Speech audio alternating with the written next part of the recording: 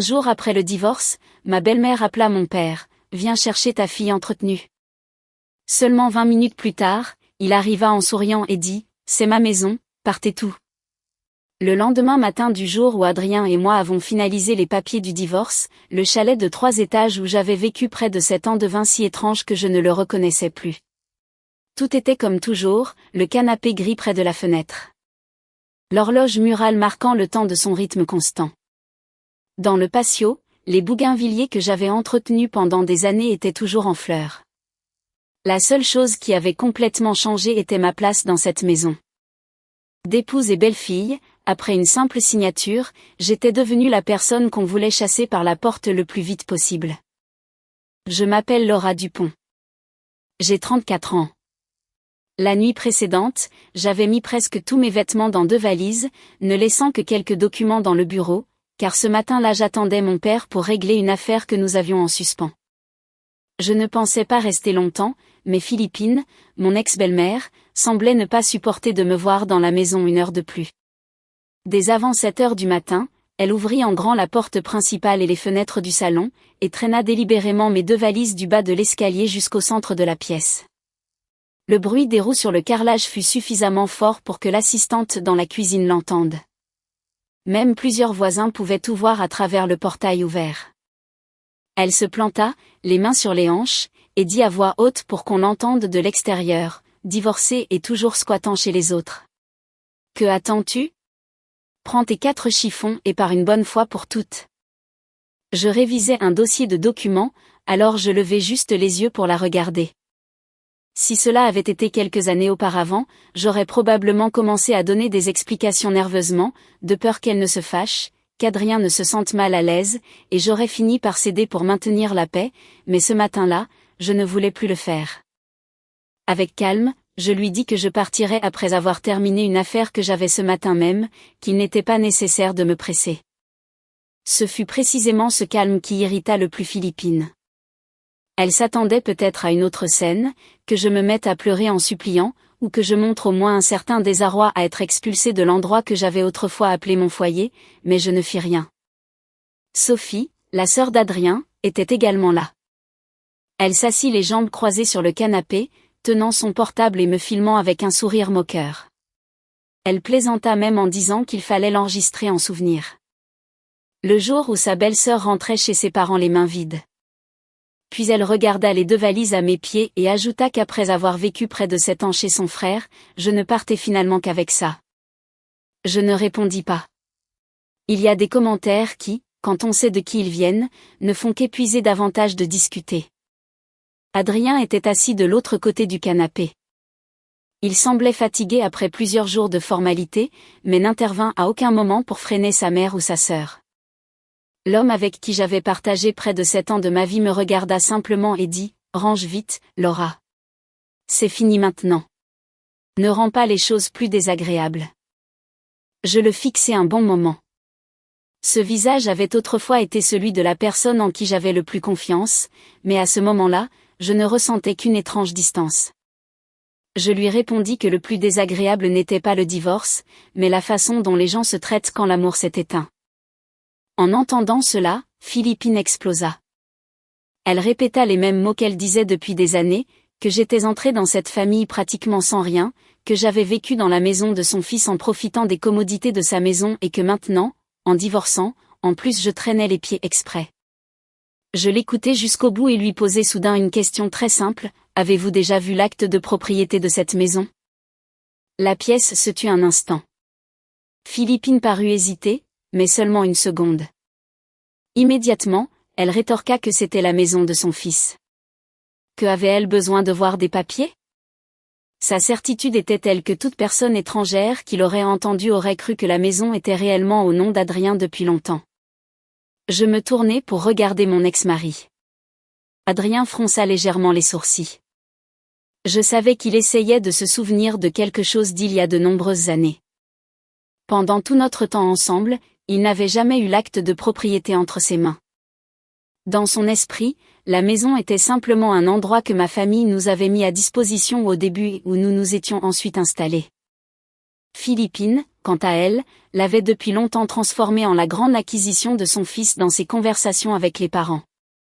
Voyant que je restais si calme, m'asseyant même pour me servir un verre d'eau, Philippine perdit patience, prit son portable, chercha le numéro de mon père et mit le haut-parleur au milieu du salon.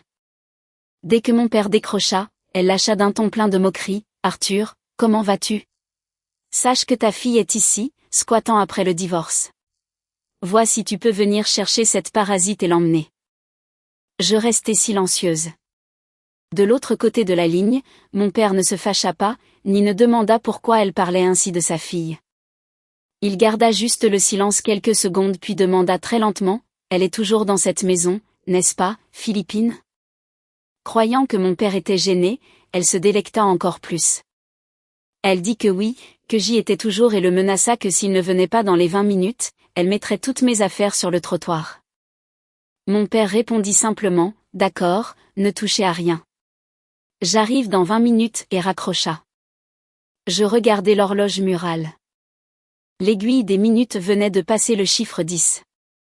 Je ne sais pas pourquoi, mais à ce moment-là, Adrien commença à perdre son calme. Il me regarda, puis le téléphone de sa mère. Dans son regard apparut une pointe d'inquiétude qu'il tentait de dissimuler. Sophie, cependant, n'avait encore rien remarqué.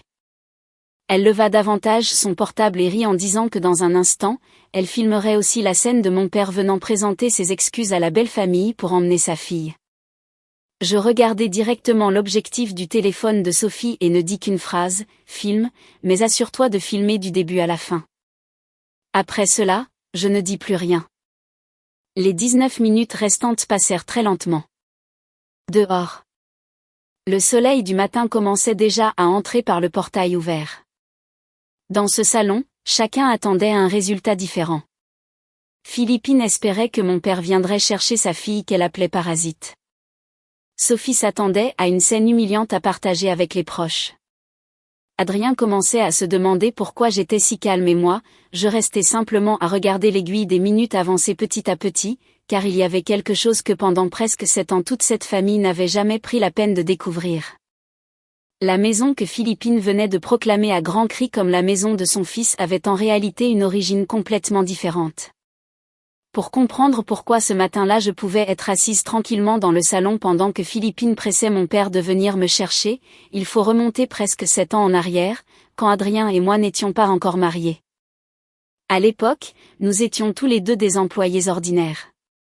Adrien était commercial dans une entreprise de distribution de meubles et j'étais responsable des achats et du contrôle des coûts dans un autre département. Nous nous sommes rencontrés en collaborant sur certains projets, et petit à petit, nous sommes devenus plus proches. À cette époque, Adrien n'avait pas de voiture de luxe, ni d'entreprise propre, ni de propriété significative, mais il était travailleur, tenace, peu bavard, et, surtout, il ne m'a jamais donné l'impression de se sentir complexé par sa situation. Je crois que c'est cette authenticité qui m'a fait tomber amoureuse de lui. Adrien m'a dit un jour une phrase très simple, « Si nous le construisons ensemble à partir de zéro, nous l'apprécierons davantage. » À ce moment-là, je l'ai cru complètement. Je n'exigeais pas non plus qu'un homme ait une maison ou de l'argent avant de nous marier. J'ai toujours pensé que si 2 personnes s'efforçaient ensemble, la vie pouvait commencer avec peu et progressivement devenir beaucoup. La famille d'Adrien vivait alors dans une vieille maison en périphérie. Son père était décédé jeune et Philippine avait élevé Adrien et Sophie seuls. C'est pourquoi Adrien aimait beaucoup sa mère. Chaque mois, en recevant son salaire, il lui en donnait une partie. Pour toute décision, grande ou petite, il la consultait presque toujours en premier. Je pensais généralement que c'était une bonne chose chez lui. Un homme qui se souvient de sa mère est au minimum une personne avec des principes. La première fois que je suis allée chez lui pour la rencontrer, Philippine m'a soumise à un interrogatoire sur ma famille. Je n'ai rien caché. Je lui ai simplement raconté que mon père avait un entrepôt de matériaux de construction et que ma mère, ancienne institutrice, était déjà à la retraite. Ce jour-là, mes parents m'ont emmené dans le monospace familial qu'ils utilisaient depuis des années. Il n'était pas neuf et avait quelques rayures parce que mon père l'utilisait souvent pour aller chercher du matériel. J'ai remarqué que Philippine a regardé la voiture un bon moment. Plus tard, j'ai compris que dès ce moment-là, elle avait tiré sa propre conclusion, que ma famille avait une petite entreprise pour s'en sortir, mais sans grand luxe. Je savais ce qu'elle pensait, mais je n'ai pas pris la peine de clarifier. En réalité, mon père a toujours été une personne très simple. L'entrepôt familial fonctionnait depuis de nombreuses années et était une entreprise stable, mais il n'avait jamais l'habitude de se vanter d'argent ni de changer de voiture juste pour impressionner. Environ 3 mois avant le mariage, Adrien et moi avons commencé à parler de l'endroit où vivre. Nous ne voulions vivre avec aucune des deux familles dès le début, alors nous sommes allés voir quelques appartements. Mais avec les économies que nous avions et nos salaires, si nous demandions un prêt immobilier pour un appartement qui nous plaisait, la mensualité serait assez élevée. Je craignais que si nous avions des enfants, les dépenses augmenteraient et je ne voulais pas commencer le mariage avec une dette aussi importante. Juste à ce moment-là, mon père a acheté un chalet mitoyen de 3 étages qui appartenait à une connaissance. L'ancien propriétaire avait eu des problèmes économiques et avait besoin de vendre d'urgence pour payer des dettes, donc le prix était assez raisonnable. Mon père l'a acheté avec ses économies de nombreuses années, avec l'idée initiale de le rénover un peu et de le louer à long terme. La maison n'était pas luxueuse, mais elle était bien située, avait une structure solide et était suffisamment spacieuse pour une petite famille. Quand il a appris qu'Adrien et moi étions préoccupés par la question du logement, mon père nous a proposé de nous prêter la maison pendant les premières années. Il ne nous l'a pas donnée en cadeau ni dit qu'elle faisait partie de la dot. Il voulait juste nous soulager de la pression au début de notre vie ensemble. Les frais de service public, d'entretien et de conservation seraient à notre charge. J'ai accepté. Mais il y avait quelque chose qui me préoccupait. Je ne voulais pas qu'Adrien, après notre mariage, ait l'impression de vivre en prêté chez son beau-père et encore moins que, à l'avenir, si un problème survenait entre les familles, quelqu'un soulève la question de la maison pour nous le reprocher. C'est pourquoi c'est moi-même qui ai proposé à mon père de mettre les choses au clair par écrit dès le début. Mon père, qui travaillait depuis des années dans le secteur de la construction, était très méticuleux avec les contrats et les questions immobilières. Il a dit que s'il nous la prêtait, le mieux était de faire un contrat de commodat devant notaire, spécifiant que le propriétaire restait lui et que les usufruitiers étions nous en tant que couple pour une durée déterminée. Mon père a même dit une phrase que je n'oublierai jamais, l'affection et les papiers, plus ils sont clairs, mieux c'est. Si c'est clair dès le début, nous éviterons des problèmes à l'avenir. À ce moment-là, j'ai ri en pensant que mon père était trop strict. Je n'imaginais pas qu'un simple papier, qui semblait juste une précaution, deviendrait si crucial de nombreuses années plus tard. Adrien était présent lorsque nous avons effectué les démarches, a lu le contrat, l'a signé sans problème et a dit, très content que nous ayons enfin un endroit décent pour commencer notre vie. Il ne s'est pas opposé ni n'a semblé contrarié. Pour nous à ce moment-là, la maison était simplement un endroit temporaire que mon père nous mettait à disposition. Après le mariage, nous avons emménagé. Les premiers mois furent vraiment tranquilles. Nous travaillions tous les deux. Le soir, nous cuisinions ensemble et le week-end, nous achetions de petits détails pour la maison. Il n'y avait personne pour donner des ordres, ni n'existaient encore les discussions sur qui apportait plus ou moins qui sont venus après. Environ 8 mois plus tard, Philippine a été diagnostiquée avec une arthrose grave du genou et a dû subir une opération. Sa maison était loin de l'hôpital où elle était traitée. Le transport était un inconvénient et Sophie à ce moment-là était également très occupée par son travail.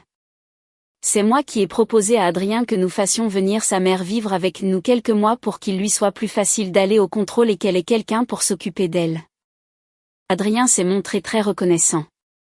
Au début, Philippine fut très courtoise, disant qu'elle ne resterait que jusqu'à ce qu'elle puisse bien marcher et qu'ensuite elle retournerait chez elle. J'ai aussi pensé que ce serait aussi simple, mais une fois que sa santé s'est améliorée, elle n'est plus jamais vraiment partie. Au début, elle n'a laissé que quelques vêtements, puis ses pantoufles, son service à thé et plus tard une petite armoire. Petit à petit, elle a changé les rideaux du salon parce qu'elle disait que l'ancienne couleur manquait de vie, elle a déplacé la disposition des meubles du salon à son goût et a gardé un jeu de clés de la maison sans même me le demander. Chaque fois que des proches venaient en visite, elle leur disait joyeusement, « Mon Adrien a acheté une maison en ville. Je suis venue vivre avec lui pour lui tenir compagnie. » Je l'ai entendu à plusieurs reprises. Une fois, j'ai dit à Adrien à voix basse que sa mère, en parlant ainsi, pouvait donner lieu à des malentendus, mais il a juste ri et m'a dit, elle plaisante, ma chère, n'y donne pas plus d'importance. Et je l'ai laissé passer. Ce fut probablement ma première erreur dans ce mariage. J'ai pensé qu'une simple phrase incorrecte ne valait pas la peine de faire un scandale, mais je n'ai pas compris qu'un mensonge, s'il est répété suffisamment de fois sans que personne ne le corrige, finit par devenir une vérité dans l'esprit de ceux qui le prononcent. D'invité que j'avais moi-même encouragé à venir pour se remettre de son opération, Philippine a commencé à croire qu'elle vivait dans la maison de son fils et moi, qui lui avais ouvert la porte. Petit à petit, j'ai été reléguée à la position d'une belle-fille qui devait obéir dans la maison de mon propre père. Depuis que Philippine s'était complètement rétablie, l'ambiance à la maison commença à changer d'une manière très subtile, difficile à percevoir de l'extérieur. Au début, c'était de petites choses. Elle voulait que nous prenions tous le petit déjeuner avant 7 heures, que les meubles soient rangés à son goût, que nous lui demandions avant d'acheter quoi que ce soit au marché. Si le week-end je dormais un peu plus, elle me rappelait qu'une femme mariée ne devrait pas rester collée au drap tard. Je continuais à supporter, en partie parce que j'avais pitié qu'elle soit devenue veuve si jeune et en partie parce que je pensais qu'en vivant avec son fils, elle voudrait sentir qu'elle avait toujours une place importante dans la famille. Mais la ligne entre donner une opinion et interférer fut franchie très rapidement. Elle ne me demandait plus de faire telle ou telle chose, mais commença à me donner des ordres, surtout dans la cuisine et le ménage. Je travaillais toujours à plein temps et faisais souvent des heures supplémentaires à la fin du mois pour clôturer les inventaires. Cependant, dans son esprit, dès que je franchissais la porte de la maison, je devais instantanément devenir responsable de tout. Une fois, je suis rentrée chez moi presque à 21 heures après une journée marathon d'inventaire. J'avais les jambes brisées et la tête sur le point d'éclater. Dès que j'ai retiré mes chaussures, j'ai vu l'évier plein de vaisselle du dîner. Philippine était assise devant la télévision. En me voyant arriver, elle a juste dit avec le plus grand naturel, « Même si tu rentres tard du travail, les tâches d'une femme doivent être faites. » Je suis restée immobile quelques secondes et me suis tournée vers Adrien. Il était rentré un peu avant moi et regardait son portable. Je lui ai demandé s'il pouvait m'aider à faire la vaisselle. Adrien a levé les yeux, d'une voix fatiguée, a dit, « J'ai eu des réunions avec des clients toute la journée. » Allez, en 10 minutes tu l'as fait, ce n'est pas grand-chose. Ces 10 minutes se sont transformées en presque 40. Parce que j'ai aussi dû nettoyer la cuisine, sortir les poubelles et préparer le petit déjeuner pour le lendemain. Je n'ai rien dit de plus, mais depuis ce jour, j'ai commencé à comprendre quelque chose. Ma fatigue. Dans cette maison, elle était toujours considérée comme une nimosité. En revanche, si sa mère était contrariée par quelque chose, cela devenait immédiatement un problème que je devais résoudre. Peu après, Sophie rompit avec son petit ami et commença à passer de longues périodes à la maison. Au début, c'était quelques jours, puis cela devint des semaines et parfois elle restait un mois entier. Elle occupait la chambre d'amis du 2e étage, mangeait avec nous, ses vêtements étaient lavés avec les nôtres et le week-end elle invitait ses amis. Je ne m'y suis pas opposée, pensant qu'en tant que sœur de mon mari, elle venait de traverser une rupture et avait besoin du soutien de sa famille, mais Sophie ne contribuait en rien aux dépenses. Une fois, elle m'a même demandé de lui acheter des produits d'hygiène personnelle et a ensuite oublié de me les rembourser.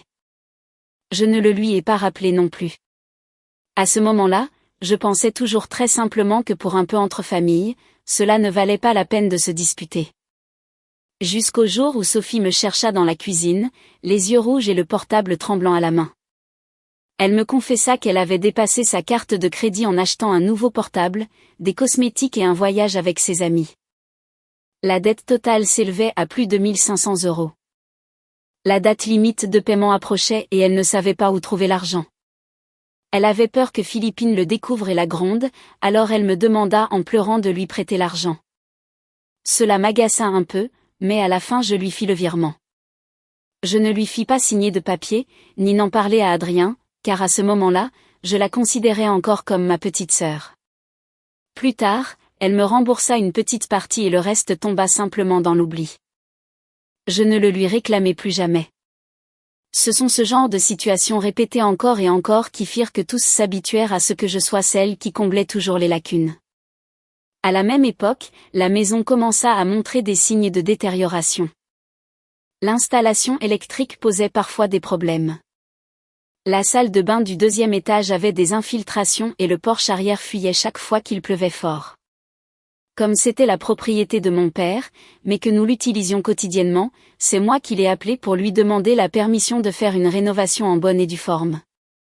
Mon père a immédiatement accepté, mais il n'a couvert que les frais structurels et ceux des installations d'électricité et d'eau, la cuisine, les placards, la climatisation, la machine à laver, le réfrigérateur, les meubles et de nombreux autres appareils électroménagers.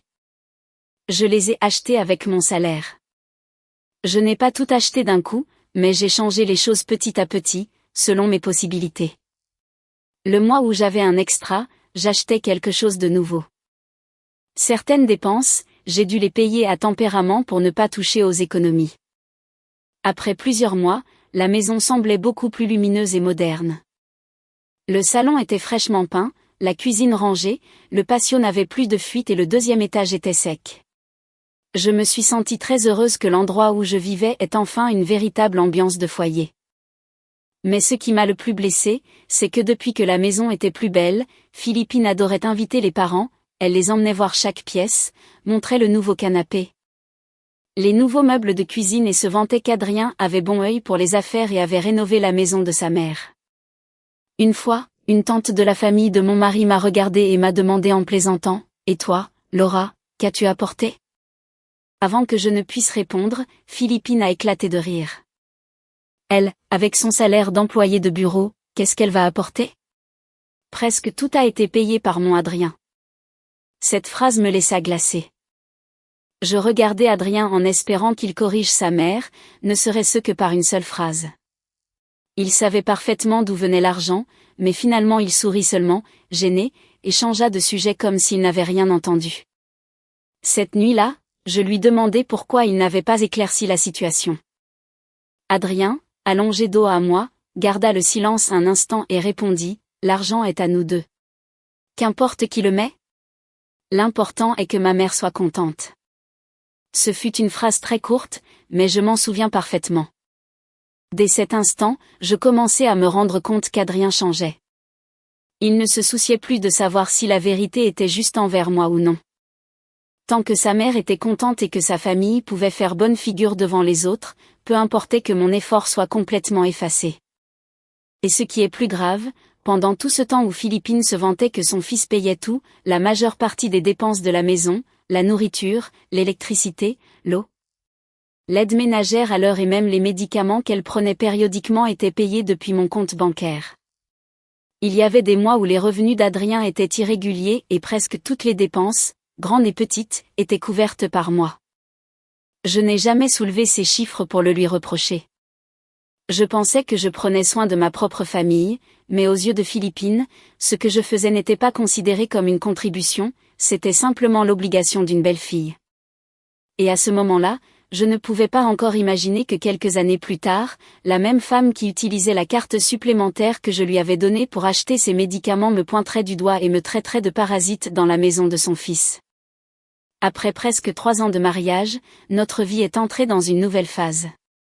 Adrien avait déjà noué de nombreux contacts dans le secteur du meuble et son travail en tant que salarié lui semblait de plus en plus restrictif. Il a dit qu'il voulait quitter son emploi pour monter son propre atelier de conception et de fabrication de meubles sur mesure avec 2 amis de confiance. Je ne m'y suis pas opposée. Au contraire, c'est moi qui me suis assise avec lui de nombreuses nuits pour calculer les coûts, le loyer de l'atelier, les machines, le personnel et le flux de trésorerie minimum nécessaire pour que l'entreprise ne s'étouffe pas à mi-chemin.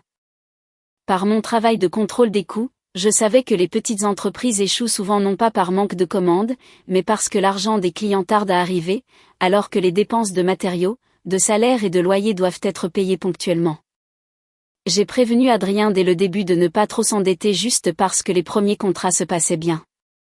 Il m'a écouté, mais à ce moment-là, il était très enthousiaste et croyait qu'avec des clients et des contacts, tout pourrait être résolu. Adrien a investi toutes ses économies dans l'atelier. J'ai également apporté une somme considérable de mon propre argent pour l'achat des machines initiales. Cependant, je lui ai demandé que cette somme soit enregistrée par écrit dans la comptabilité de l'entreprise au lieu d'être un accord verbal. Ce n'était pas par méfiance envers mon mari, mais parce que je voulais que l'argent de l'entreprise soit séparé des finances familiales dès le début. Adrien avait le sens des relations, il savait comment traiter les clients et ses deux associés s'occupaient de la partie technique et de la production. Les commandes, bien que pas énormes, augmentaient. Le nombre d'employés est passé de quelques-uns à plus de 20. Adrien était plus occupé que jamais et arrivait souvent tard, mais je me sentais heureuse en pensant qu'il construisait quelque chose de personnel. Le coup est arrivé après plus d'1 an. L'atelier a obtenu un gros projet pour un nouveau client. Pour assurer la relation, Adrien a accepté des conditions de paiement échelonnées assez longues, tandis que l'atelier devait avancer l'argent pour le bois, les ferrures et la main-d'œuvre. Quand le travail était presque terminé, le client a commencé à retarder les paiements, en mettant des excuses sur la réception, en demandant des modifications et en allongeant les délais. Juste quand le flux de trésorerie était à la limite, un des associés d'Adrien a dû se retirer pour un problème familial. Tout s'est accumulé en quelques semaines. Les factures des fournisseurs, qui ne cessaient d'appeler, étaient dues, et les salaires des employés étaient sur le point d'être payés. Adrien a commencé à ne plus dormir. Il passait les nuits dans le salon avec son portable à la main, mais ne me disait presque rien. Après l'avoir pressé à plusieurs reprises, il a finalement admis que le déficit était de près de 35 000 €. S'il ne trouvait pas cet argent rapidement, il devrait retarder les paiements des salaires, perdrait la confiance des fournisseurs et pourrait même faire face à des poursuites pour les dettes échues. D'une voix épuisée, Adrien m'a dit qu'il devrait peut-être fermer l'atelier s'il ne trouvait pas de solution.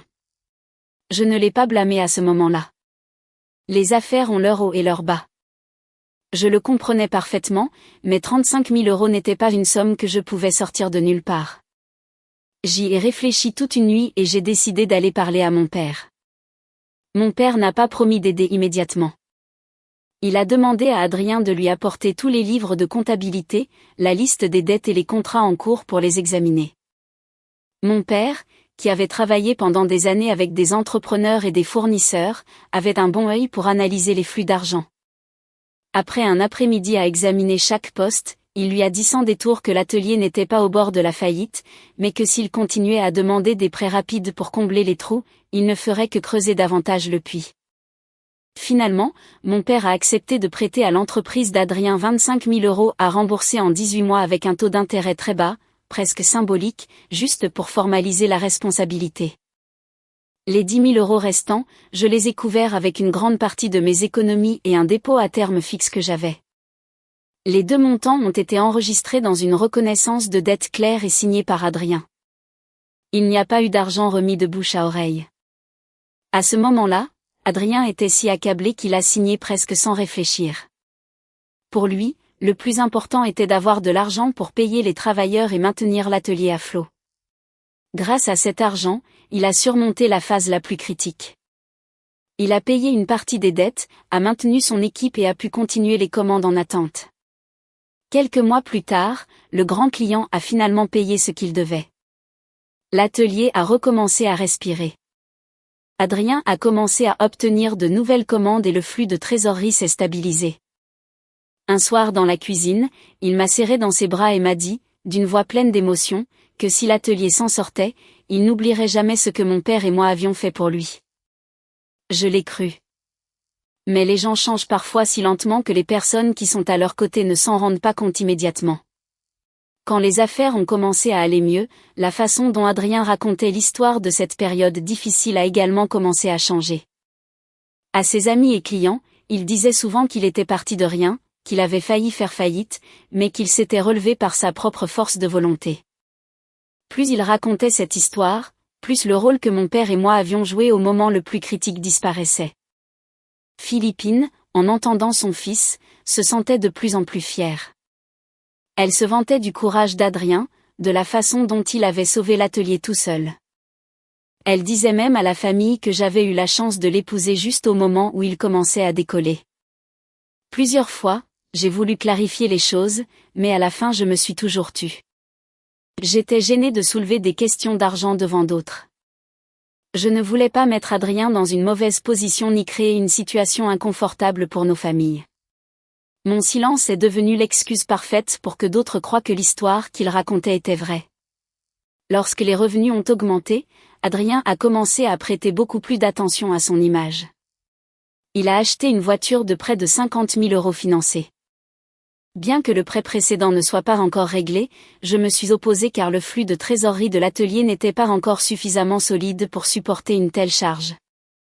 Mais pour la première fois, Adrien a montré une nette colère face à mon opinion. Il a dit qu'un entrepreneur devait avoir une bonne image, que les clients regardaient la voiture et la façon de s'habiller pour avoir confiance en votre solvabilité. En l'écoutant, je me suis sentie étrange. L'homme qui m'avait dit que nous construirions notre avenir ensemble à partir de rien, commençait maintenant à vivre en fonction des apparences. C'est aussi à cette époque qu'Adrien a commencé à m'éloigner des finances de l'atelier. Il a engagé une comptable externe, appelée Irène, recommandée par une connaissance, et lui a confié la majeure partie de la gestion. Je ne m'y suis pas opposée, pensant que si l'entreprise grandissait, il était normal d'avoir besoin de quelqu'un de spécialisé. Irène était une personne assez réservée. Les rares fois où je l'ai rencontrée à l'atelier, elle m'a salué normalement, sans montrer de familiarité excessive avec Adrien. Cependant, à plusieurs reprises, il m'a semblé voir dans son regard qu'elle voulait me dire quelque chose, mais elle s'est ensuite retenue. À ce moment-là, je n'y ai pas accordé d'importance, j'ai juste pensé qu'Adrien devenait un homme plus occupé, plus sûr de lui et peut-être un peu plus vaniteux. Je ne savais pas encore que derrière ces changements, le problème le plus grave n'était pas une autre femme. Le problème était la façon dont Adrien commençait à utiliser l'argent, le pouvoir de décision et la confiance de ses proches comme s'il s'agissait de ressources qu'il pouvait manipuler à sa guise pour ses propres fins. Le conflit réel éclata à la 7e année de notre mariage. Il ne commença pas par une infidélité ni par une grande dispute entre nous, mais par une dette de Sophie. Après plusieurs années de travail dans un bureau, Sophie quitta son emploi pour ouvrir une petite boutique de cosmétiques avec une amie. Au début, elle dit que c'était juste pour essayer, avec peu de capital et que si cela ne fonctionnait pas, elle la fermerait. Mais la boutique avait à peine commencé à générer des bénéfices que Sophie avait déjà trop dépensé en achetant du stock, en contractant des microcrédits et en comblant un trou par un autre. Presque un an plus tard, la dette dépassait les 20 000 €. Sophie garda le secret. Chaque jour, elle s'habillait de manière élégante, publiait des photos de ses voyages sur les réseaux sociaux et parlait comme si les affaires allaient bon train. Ce n'est que lorsque les recouvreurs commencèrent à appeler le téléphone fixe de la maison que Philippine fut au courant de tout. Ce jour-là, en rentrant du travail, je trouvai Philippine assise dans le salon, le visage rouge de colère, et Sophie, la tête baissée, en larmes. Adrien allait et venait, son portable à la main, recevant des messages de réclamation de dettes incessants. La première chose que Philippine fit ne fut pas de demander à Sophie ce qu'elle avait fait de l'argent, mais de se tourner vers Adrien et de lui dire qu'il devait arranger ça pour sa sœur. Adrien était à ce moment-là également dans une situation compliquée. L'atelier venait d'investir dans de nouvelles machines et n'avait pas de liquidité. De plus, certains clients tardaient à payer. Il dit qu'il ne pouvait pas sortir soudainement 20 000 € comme si de rien n'était. Je m'assis pour écouter, puis je proposai la solution la plus réaliste, faire l'inventaire de ce qu'il restait à Sophie dans la boutique et le vendre. Identifier chaque dette, prioriser celles qui avaient les intérêts les plus élevés et créer un plan de paiement. Et le plus important, Sophie devait retourner travailler ou chercher des revenus supplémentaires pour payer ses propres dettes. Elle ne pouvait pas continuer à les créer et à attendre que la famille les résolve. En entendant cela, Philippine changea radicalement d'expression. Elle m'accusa d'être froide et calculatrice envers ma belle-sœur et lâcha une phrase très blessante. Dans les problèmes familiaux, c'est là qu'on voit qui est de l'extérieur. Je ne me fâchai pas. Je lui dis simplement que si ce jour-là nous mettions tous de l'argent pour payer la dette de Sophie, mais qu'elle continuait à dépenser de la même manière, dans quelques mois, l'histoire se répéterait. Aider quelqu'un ne signifie pas effacer les conséquences pour qu'il n'assume pas sa responsabilité. En entendant cela, Sophie me haïssa encore plus. Elle pleura plus fort et dit que je voulais seulement l'avoir humiliée. Après ce jour, Adrien chercha de l'argent pour sa sœur dans mon dos. Je ne lui en demandai pas plus, pensant qu'il utiliserait son argent personnel ou qu'il aurait trouvé un accord avec Sophie. Mais environ 3 semaines plus tard, alors que j'étais au travail, je reçus un appel inattendu d'une institution financière pour vérifier les informations d'une demande de ligne de crédit à mon nom et à celui d'Adrien. Je fus glacé car je n'avais aucune idée de cette demande. Je leur demandai de m'envoyer une copie du dossier pour l'examiner. Lorsque les documents arrivèrent dans ma boîte email, mes mains se glacèrent. Dans le dossier, il y avait une photocopie de ma carte d'identité, mes informations de revenus, mon contrat de travail et une signature scannée à mon nom. La demande avait été faite pour obtenir du fonds de roulement pour l'atelier d'Adrien. Le plus grave était que je n'avais jamais signé ces papiers, ni consenti à utiliser mes informations personnelles pour cautionner ce prêt. J'ai immédiatement vérifié l'historique des transactions. Une partie de l'argent, une fois accordée, avait été transférée sur le compte de Sophie. Cette nuit-là, je posai toutes les copies imprimées du dossier sur la table devant Adrien. Il les regarda et ne le nia pas. Il dit: « J'ai juste emprunté ton nom parce que ton profil de revenu était meilleur et que c'était plus facile d'obtenir l'approbation de la ligne de crédit. » Et il ajouta, convaincu, « Dans quelques mois, quand l'atelier encaissera, je rembourserai tout. Tu n'auras pas à t'inquiéter. » J'écoutais cette tranquillité et je ne pouvais pas y croire. Je lui demandai pourquoi un prêt demandé pour le fonds de roulement de l'entreprise avait un transfert vers le compte de sa sœur. Adrien commença à perdre patience. Il dit que c'était son argent et qu'il l'utilisait pour les affaires de sa famille, qu'il n'avait pas à vérifier chaque euro. Les mots « sa famille » me laissèrent froide. Pendant près de 7 ans, j'avais payé les dépenses de la maison, les médicaments de sa mère, j'avais prêté de l'argent à sa sœur, j'avais investi du capital dans son atelier et je l'avais sauvé quand il avait failli faire faillite. Et maintenant, quand la question de l'argent était révélée, dans une phrase inconsciente, il me séparait de sa famille comme si j'étais une étrangère. Je lui exigeais que le lendemain matin nous allions ensemble à l'institution financière pour corriger le dossier et que Sophie signe une reconnaissance de la somme qu'elle avait reçue afin qu'à l'avenir personne ne puisse transformer cette dette en une obligation pour nous deux. Philippine, qui avait entendu la conversation, s'en mêla. Elle m'accusa d'humilier son fils pour quelques sous et répéta sans cesse qu'entre familles, il n'y avait pas besoin de papier. Pour la première fois, je ne me suis pas tue. Je lui dis très clairement que précisément parce que c'était la famille, personne n'avait le droit d'utiliser le nom d'un autre pour demander un prêt sans demander. La dispute de ce jour-là fut la plus grande que nous ayons jamais eue. Philippine disait que j'avais changé. Adrien disait que je me méfiais toujours et que je transformais tout en une affaire de comptabilité. Et moi, je ne voyais qu'une chose très simple. Ils avaient utilisé ma confiance comme s'il s'agissait d'un atout dont ils pouvaient disposer à leur guise. Cette nuit-là, alors que j'étais seule dans ma chambre, je reçus un message d'Irène, la comptable. Il disait seulement, « Laura, si tu es déjà au courant du prêt, tu devrais aussi vérifier les relevés de l'atelier des 3 derniers mois. » Je l'appelai, mais elle ne décrocha pas. Quelques minutes plus tard, elle m'envoya un autre message, « Il y a quelques dépenses qu'Adrien a justifiées comme coûts de travaux, mais je ne trouve pas les factures correspondantes. » Je lus ces 2 lignes encore et encore. Le lendemain matin, je demandai à Adrien de me montrer la comptabilité de l'atelier. Il refusa, disant qu'il avait changé le mot de passe du logiciel et que je n'avais pas le droit d'interférer dans son entreprise. Je lui rappelai qu'une entreprise qui avait utilisé mon nom, mes revenus et ma signature pour obtenir un prêt était une entreprise sur laquelle non seulement j'avais le droit de savoir, mais aussi la responsabilité de savoir.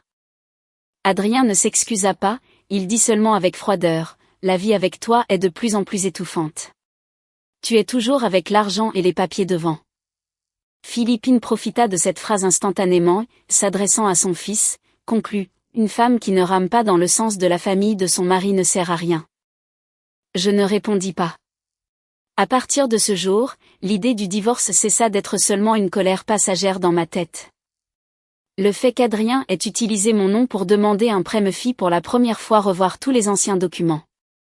Dans mon petit classeur, je trouvai la copie du contrat de commodat de la maison, la reconnaissance de dette des 25 000 € d'Adrien et tous les documents financiers que pendant des années je n'avais jamais pensé avoir besoin.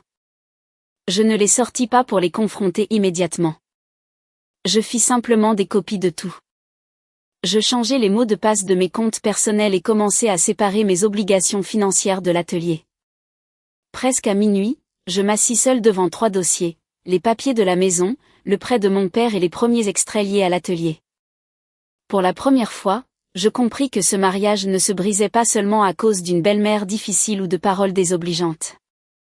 Sous tout cela se trouvait un problème bien plus grand. Je regardai les papiers longtemps et me dis, s'ils veulent vraiment que je parte de leur vie, cette fois je partirai. Mais avant de partir, tout reprendra le nom qui lui revient. Après cette nuit passée devant les 3 dossiers, je dormis à peine, mais au lieu de descendre en courant au salon pour interroger Adrien, je décidai de faire quelque chose que j'avais rarement fait dans mon mariage, enquêter calmement avant de réagir. J'ai fait des copies de sauvegarde des documents du prêt à mon nom. J'ai conservé l'historique des virements qui m'avaient été fournis et j'ai capturé les anciennes conversations dans lesquelles Adrien me demandait de signer ou de confirmer certains papiers. Je ne voulais pas qu'une fois de plus mes émotions m'empêchent de voir clairement ce que je devais voir. Le lendemain matin, je pris une demi-journée de congé et rencontrai Irène dans un petit café près de l'atelier. Irène ne voulait pas me voir à l'entreprise de peur qu'Adrien sache que j'avais parlé avec elle. Elle arriva presque 20 minutes en retard, l'air fatigué et un mince dossier sous le bras. Dès qu'elle s'assit, elle dit, « Laura, je te raconte ça non pas pour me mêler de ta vie, mais parce que je ne veux pas qu'à la fin du mois la trentaine d'employés de l'atelier ne soient pas payés. » Cette phrase me fit comprendre que le problème allait bien au-delà d'une simple affaire de couple. Irène me montra une comparaison des 3 derniers mois. Il y avait de nombreuses entrées enregistrées sous des concepts très normaux comme avance de matériaux, dépenses imprévues de travaux ou paiement à des fournisseurs externes, mais lorsqu'elle les confronta aux factures et aux bons de livraison, certains chiffres ne correspondaient pas. Dans certains cas, il y avait une avance, mais tout le matériel n'avait pas été reçu. Dans d'autres, la facture était postérieure à la date du virement. Le total de l'argent avec des mouvements étranges dépassait les 25 000 €. Il n'avait pas été retiré en une seule fois, mais en de nombreuses petites transactions. Environ 10 000 € avaient été transférés sur le compte de Sophie, comme je l'avais découvert. Le reste était principalement allé sur le compte d'un certain Boris, un ancien ami d'Adrien qui venait d'ouvrir un petit atelier de menuiserie. Irène me raconta qu'Adrien lui avait demandé de comptabiliser plusieurs paiements à l'atelier de Boris, bien qu'en réalité l'atelier n'ait pas reçu le matériel correspondant. Quand elle lui demanda plus de détails, Adrien s'agaça et lui dit de se limiter à traiter les documents qu'il lui donnait, de ne pas devenir une inspectrice de son patron. Irène avait pensé à démissionner pour ne pas être responsable de ces chiffres peu clairs. Je lui demandai pourquoi elle restait. Irène garda le silence un instant et dit, « Beaucoup dans l'atelier sont avec Adrien depuis le début. Certains ont contracté un prêt pour rénover leur maison, d'autres ont de jeunes enfants. Si je pars maintenant que les comptes sont plus compliqués, quand il manquera de l'argent pour les salaires ou que les dettes s'accumuleront, les premiers à être lésés ne seront pas Adrien, mais eux. » À partir de ce moment, ma perception d'Irène changea complètement. Philippine avait plusieurs fois insinué qu'une femme travaillant comme comptable pour un patron difficile entretenait difficilement une relation purement professionnelle. J'avais moi-même eu des doutes, mais la femme que j'avais en face de moi n'était pas quelqu'un qui voulait s'immiscer dans ma famille, c'était une professionnelle qui essayait d'éviter que les chiffres ne soient trop manipulés. Je lui demandai directement où était allé le reste de l'argent. Irène secoua la tête et dit qu'elle n'avait pas suffisamment de preuves pour l'affirmer, mais qu'un mois auparavant, elle avait vu parmi les papiers d'Adrien un contrat de dépôt de garantie pour l'achat d'un petit appartement au nom de Philippine. Adrien lui avait ensuite demandé de ne pas en conserver de copies scannées sur l'ordinateur de l'entreprise. En entendant cela, mes mains se glacèrent. Pendant tout ce temps, Adrien n'arrêtait pas de dire que l'atelier était juste, qu'il devait payer les machines, qu'il devait prendre soin de ses ouvriers. Et pendant ce temps, en parallèle, ma belle-mère était sur le point d'avoir son propre appartement. Je commençais à faire le lien. Le prêt au nom du couple entrait dans l'atelier. Une partie allait à Sophie, une autre à l'atelier de Boris et l'appartement de Philippine apparaissait juste à la même période. Je ne pouvais pas conclure qu'Adrien avait commis un crime, mais le simple fait qu'il utilisait le flux de trésorerie de l'entreprise et mes informations personnelles à des fins que j'ignorais, fut suffisant pour que ma dernière once de confiance s'effondre. Je demandai à Irène de me montrer uniquement les documents auxquels elle avait légalement accès par son travail. Je lui dis que sous aucun prétexte elle ne devait voler des dossiers, effacer des données ou s'attirer des ennuis pour m'aider. Irène acquiesça et ajouta quelque chose qui me fit changer mes plans pour ce jour-là. Hier, Adrien m'a demandé s'il y avait un moyen de retirer ton nom du dossier de prêt sans que tu aies à être présente. Je sortis du café et me rendis directement à l'institution financière. Après avoir examiné mon cas, l'employé me confirma que le dossier ne pouvait pas être modifié sans ma signature en personne. Ils m'indiquèrent même comment rédiger une lettre pour attester que je n'autorisais aucune nouvelle obligation basée sur ce dossier. Je la signai sur le champ. En rentrant chez moi l'après-midi, je découvris que le tiroir de mon bureau avait été fouillé. Les papiers étaient en désordre et la photocopie du contrat de commodat de la maison n'était pas à sa place. Heureusement, l'original avait toujours été gardé par mon père. Je demandai qui était entré dans la pièce. Philippine, assise dans le salon, répondit avec le plus grand naturel qu'elle cherchait la garantie de la climatisation. « Qu'y a-t-il à cacher dans cette maison ?» dit-elle. Je savais qu'elle mentait. La garantie de la climatisation n'avait jamais été dans ce tiroir. Cette nuit-là, Adrien essaya d'apaiser les choses à nouveau. Il dit que les histoires sales se lavaient en famille, que la question du prêt serait résolue petit à petit. Il me conseilla de ne pas impliquer des personnes extérieures pour ne pas compliquer davantage les choses. Je ne discutais plus du prêt, je lui posais seulement une question: l'appartement que ta mère est en train d'acheter, d'où vient l'argent ? Le visage d'Adrien changea instantanément. Il ne me demanda pas comment je le savais, mais m'attaqua en disant que j'espionnais ses finances. Cette réaction fut toute la réponse dont j'avais besoin. Philippine sortit de la pièce voisine et non seulement ne le nia pas, mais ajouta que c'était de l'argent que son fils avait gagné et que s'il voulait acheter une maison à sa mère, il n'y avait rien de mal à cela. Je la regardai et répondis très lentement: si c'était de l'argent qu'il a entièrement gagné, je n'aurais rien à dire. Mais si un seul euro provient d'un prêt qui porte aussi mon nom, j'ai le droit de le savoir. Elle changea de ton immédiatement, m'accusant d'avoir longtemps planifié la division des biens, et c'est pourquoi je regardais tout à la loupe. Adrien prit également le parti de sa mère, disant que je transformais la famille en bureau de comptabilité. Je le regardai, pour la première fois, je dis ce que j'avais gardé si longtemps: ce n'est pas toi qui as transformé ce mariage en un endroit où tu prends la signature de ta femme pour demander des prêts et lui dis ensuite de ne pas poser de questions. La pièce resta silencieuse quelques secondes. Puis Adrien dit d'une voix glaciale: si tu ne me fais plus confiance, divorçons.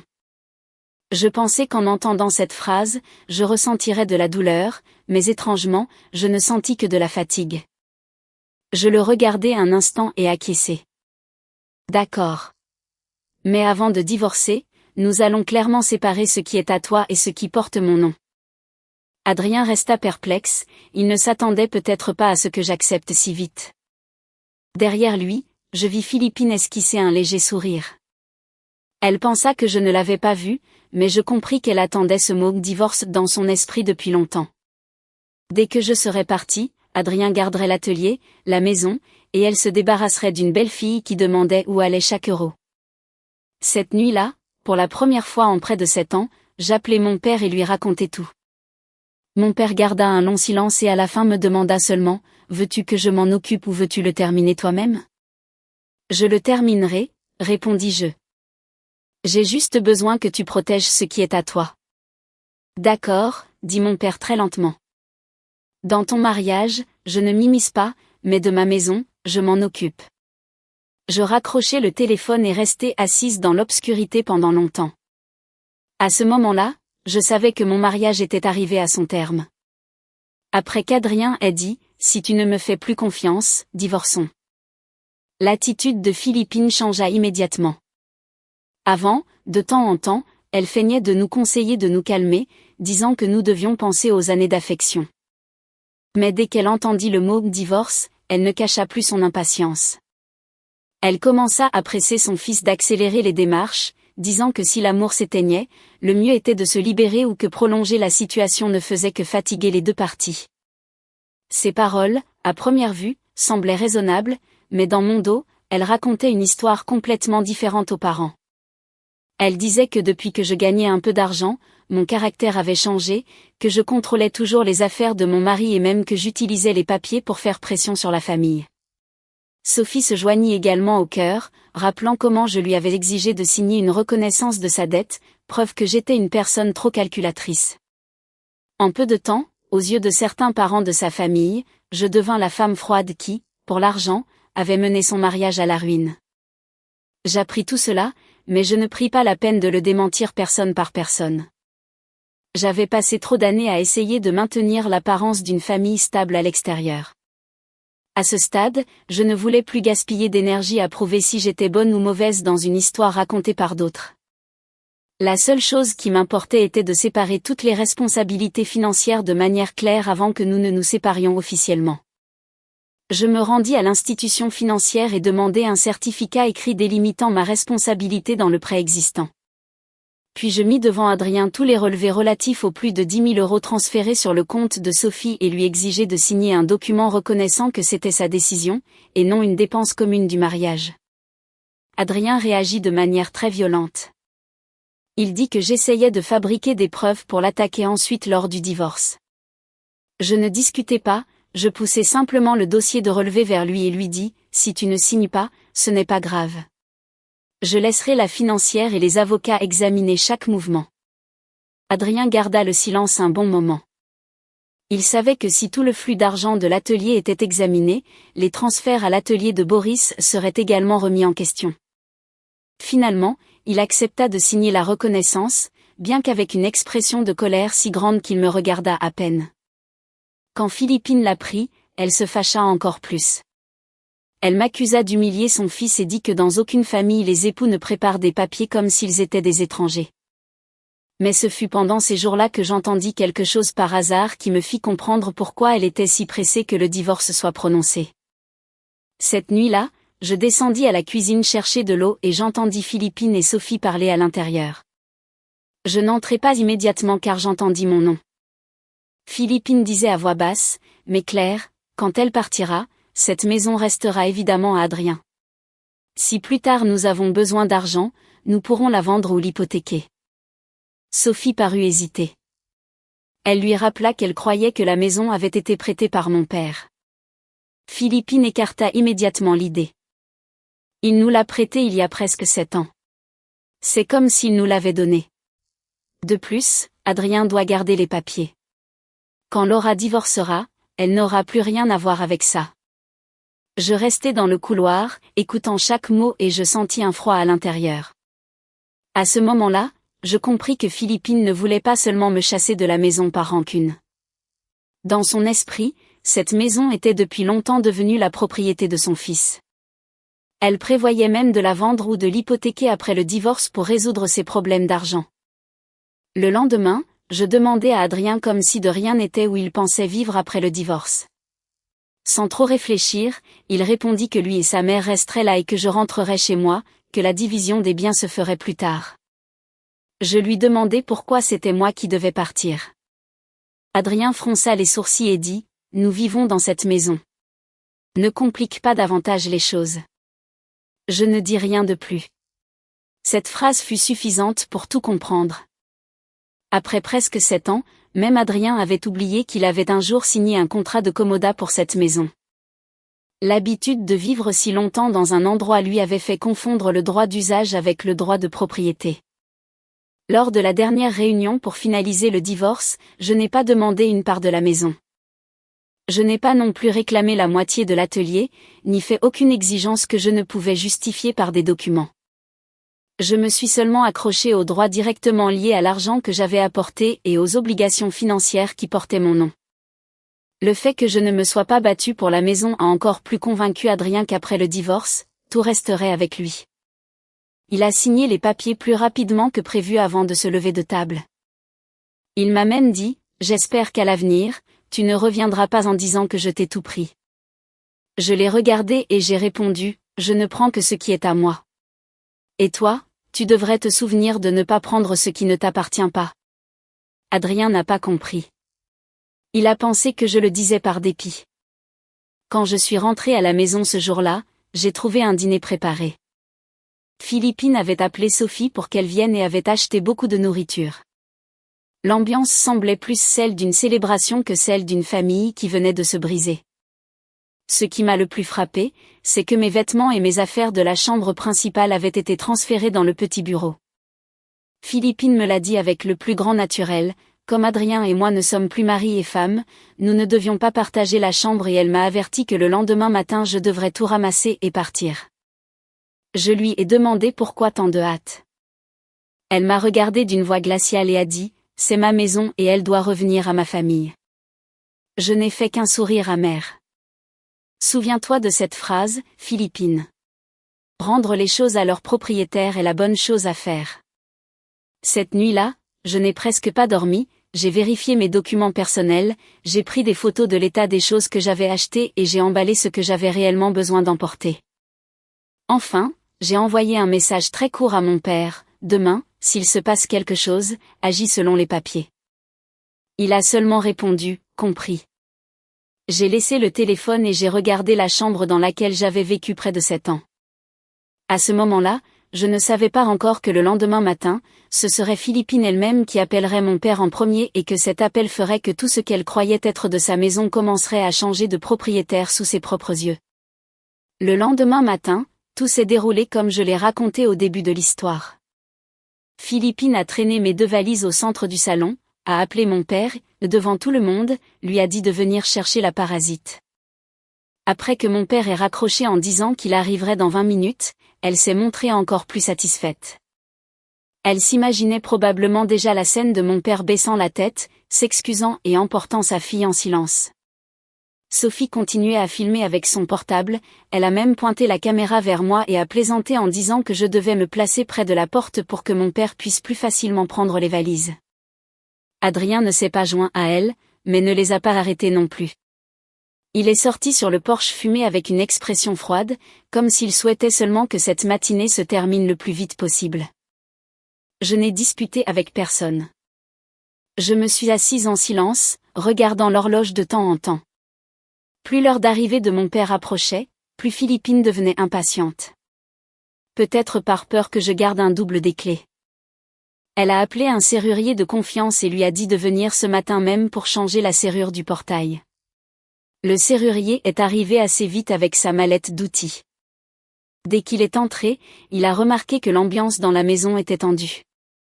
Philippine a montré le portail et lui a ordonné de changer la serrure et de lui donner toutes les nouvelles clés. C'est alors que je me suis levée. J'ai dit très clairement que la maison avait un problème de droit d'usage et que tant que le propriétaire ne serait pas déterminé, il valait mieux ne pas changer de serrure. Le serrurier, en entendant cela, s'est arrêté et a demandé à Philippine si elle avait l'acte de propriété de la maison. Elle a éclaté, m'a poussé et a crié, « C'est ma maison et je change la serrure quand je veux, qui es-tu pour me l'interdire ?» Le serrurier s'est senti encore plus mal à l'aise. Il avait de nombreuses années d'expérience dans le métier et avait probablement vu de nombreuses disputes familiales, alors il n'a pas osé agir à la légère. Il a dit que si la maison était la sienne, il avait seulement besoin qu'elle lui montre l'acte ou que le propriétaire le lui confirme directement et il la changerait sur le champ. Philippine s'est tournée vers Adrien d'une voix pressante, « Dis-le-toi. C'est ta maison, tu as le droit. » Juste au moment où Adrien allait parler, on a entendu le bruit d'une voiture s'arrêtant dehors. J'ai regardé et j'ai vu la vieille camionnette de travail de mon père. Il n'y avait pas de voiture de luxe, il n'était pas accompagné, ni aucune des scènes ostentatoires que Philippine imaginait dans les familles riches. Mon père conduisait lui-même, vêtu de sa chemise grise habituelle et avec une mallette en cuir qu'il utilisait depuis des années. Ma mère était sur le siège passager, mais elle n'est pas descendue immédiatement. Mon père est entré dans le patio, a vu les 2 valises près de la porte et a ensuite regardé le serrurier. Il ne m'a pas demandé si j'allais bien ni ne s'est fâché. La première chose qu'il a demandé fut, qui a demandé de changer la serrure ? Philippine, en le voyant, s'est avancée et a dit à voix haute, « Heureusement que vous êtes arrivé. Emmenez votre fille, s'il vous plaît. Elle est divorcée et continue de squatter chez les autres. » Mon père a gardé son calme. Il a de nouveau demandé qui avait demandé le changement de serrure. Philippine l'a admis sans détour, insistant sur le fait que c'était la maison de son fils et qu'elle pouvait la changer quand elle voulait. Mon père a seulement acquiescé. Il est entré dans le salon. Il a posé sa mallette sur la table et l'a ouverte. Il en a sorti l'acte de propriété original et le contrat de commodat signé presque 7 ans auparavant. Il a poussé les papiers vers Philippine et a dit « Regardez bien le nom qui apparaît sur ce document, s'il vous plaît. » Elle l'a pris, a lu en diagonale et a immédiatement essayé de se défendre en disant que c'était de vieux papiers d'il y a de nombreuses années, qu'ils n'avaient plus de validité. Mais à ce moment-là, Adrien s'est approché. Dès qu'il a vu le nom de mon père dans la section du propriétaire, son visage a complètement changé. Mon père a pointé la fin du contrat et a demandé à Adrien « Te souviens-tu de cette signature, Adrien ?» Adrien a baissé les yeux. Au bas de la page, il y avait sa propre signature à côté de la mienne d'avant le mariage. Il est resté immobile quelques secondes, puis a balbutié qu'il s'était passé beaucoup de temps, qu'il ne se souvenait presque pas du contenu. Mon père ne lui a rien reproché, il a seulement dit une phrase très claire, « Ce jour-là, je vous ai prêté la maison pour que vous puissiez commencer votre vie. Je ne vous l'ai jamais donnée, je n'ai jamais changé la propriété et je ne l'ai jamais vendue à personne. » Philippine s'est immédiatement tournée vers Adrien et lui a demandé pourquoi il ne le lui avait pas dit. Adrien n'a pas su quoi répondre. Je l'ai regardé et j'ai dit lentement, « Ce n'est pas que tu l'as oublié, c'est que tu as vécu si longtemps dans quelque chose de prêté que tu as fini par croire que c'était à toi. » Philippine n'a toujours pas cédé. Elle a dit que sa famille avait vécu là presque 7 ans, qu'il l'avait rénovée et entretenue et qu'on ne pouvait pas les chasser comme ça. Mon père a alors sorti un autre dossier avec les factures de la rénovation structurelle, de l'installation électrique et de l'imperméabilisation qu'il avait payées à l'époque. Il a dit que les meubles et les appareils électroménagers, celui qui les avait achetés, qu'il le prouve, mais que la propriété de la maison était claire dans les papiers. Philippine a commencé à déverser sa colère sur moi, m'a pointé du doigt et a dit que j'avais tendu un piège à toute la famille, que je savais tout et que j'avais gardé le silence pendant des années. Mon père pour la première fois a un peu haussé la voix, « Personne ne t'a tendu de piège. Il y a 7 ans, ton fils a signé ce document. C'est vous qui n'avez pas voulu vous en souvenir. » Elle continuait à insister sur le fait que même si la maison appartenait à mon père, j'étais déjà divorcée, qu'il emmène sa fille et que sa famille continuerait à y vivre. C'est alors que mon père la regarda fixement et lui demanda, « Tu m'as appelé pour que je vienne chercher ma fille de cette maison ?» « Exactement, » répondit Philippine immédiatement. Mon père acquiesça. Il ne cria pas, mais chaque mot fut catégorique, « Eh bien, je vais te le dire clairement. C'est ma maison. Ma fille n'est pas quelqu'un que tu as le droit de chasser. Et si tu aimes tant parler de qui doit partir, je vous invite, toi et toute ta famille, à vous en aller. » La pièce resta dans un silence sépulcral. Sophie, qui filmait, baissa son portable. Adrien s'approcha rapidement de mon père, lui demandant de se calmer, disant que sa mère était bouleversée et demandant quelques jours pour s'organiser. Mon père n'est pas une personne sans cœur. Il a dit qu'il n'allait pas mettre à la rue une personne âgée du jour au lendemain. Le contrat d'usage de la maison avait perdu sa validité à la fin du mariage, mais il leur donnait 3 jours pour emporter toutes leurs affaires.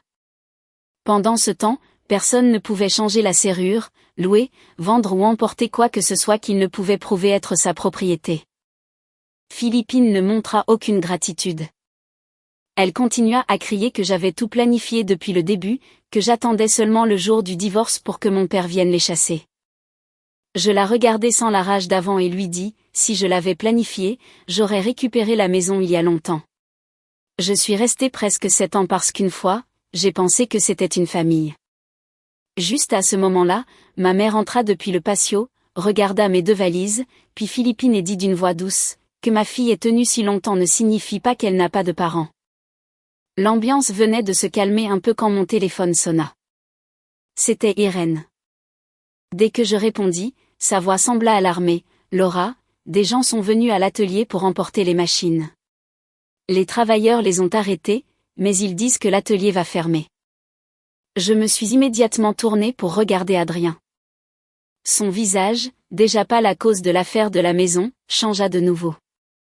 Et à cet instant, je compris que le spectacle de ce matin n'était pas encore terminé. À peine avais-je entendu Irène dire que quelqu'un essayait d'emporter les machines de l'atelier, que je lui demandai de m'expliquer la situation en détail. Je n'étais plus l'épouse d'Adrien, ni n'avais de pouvoir dans son entreprise, donc je ne pouvais pas simplement me présenter là-bas et tout arrêter sur une simple suspicion. Irène me raconta, ce matin, Boris a envoyé un camion avec une liste de 4 machines qui, selon lui, devaient être transférées à son atelier.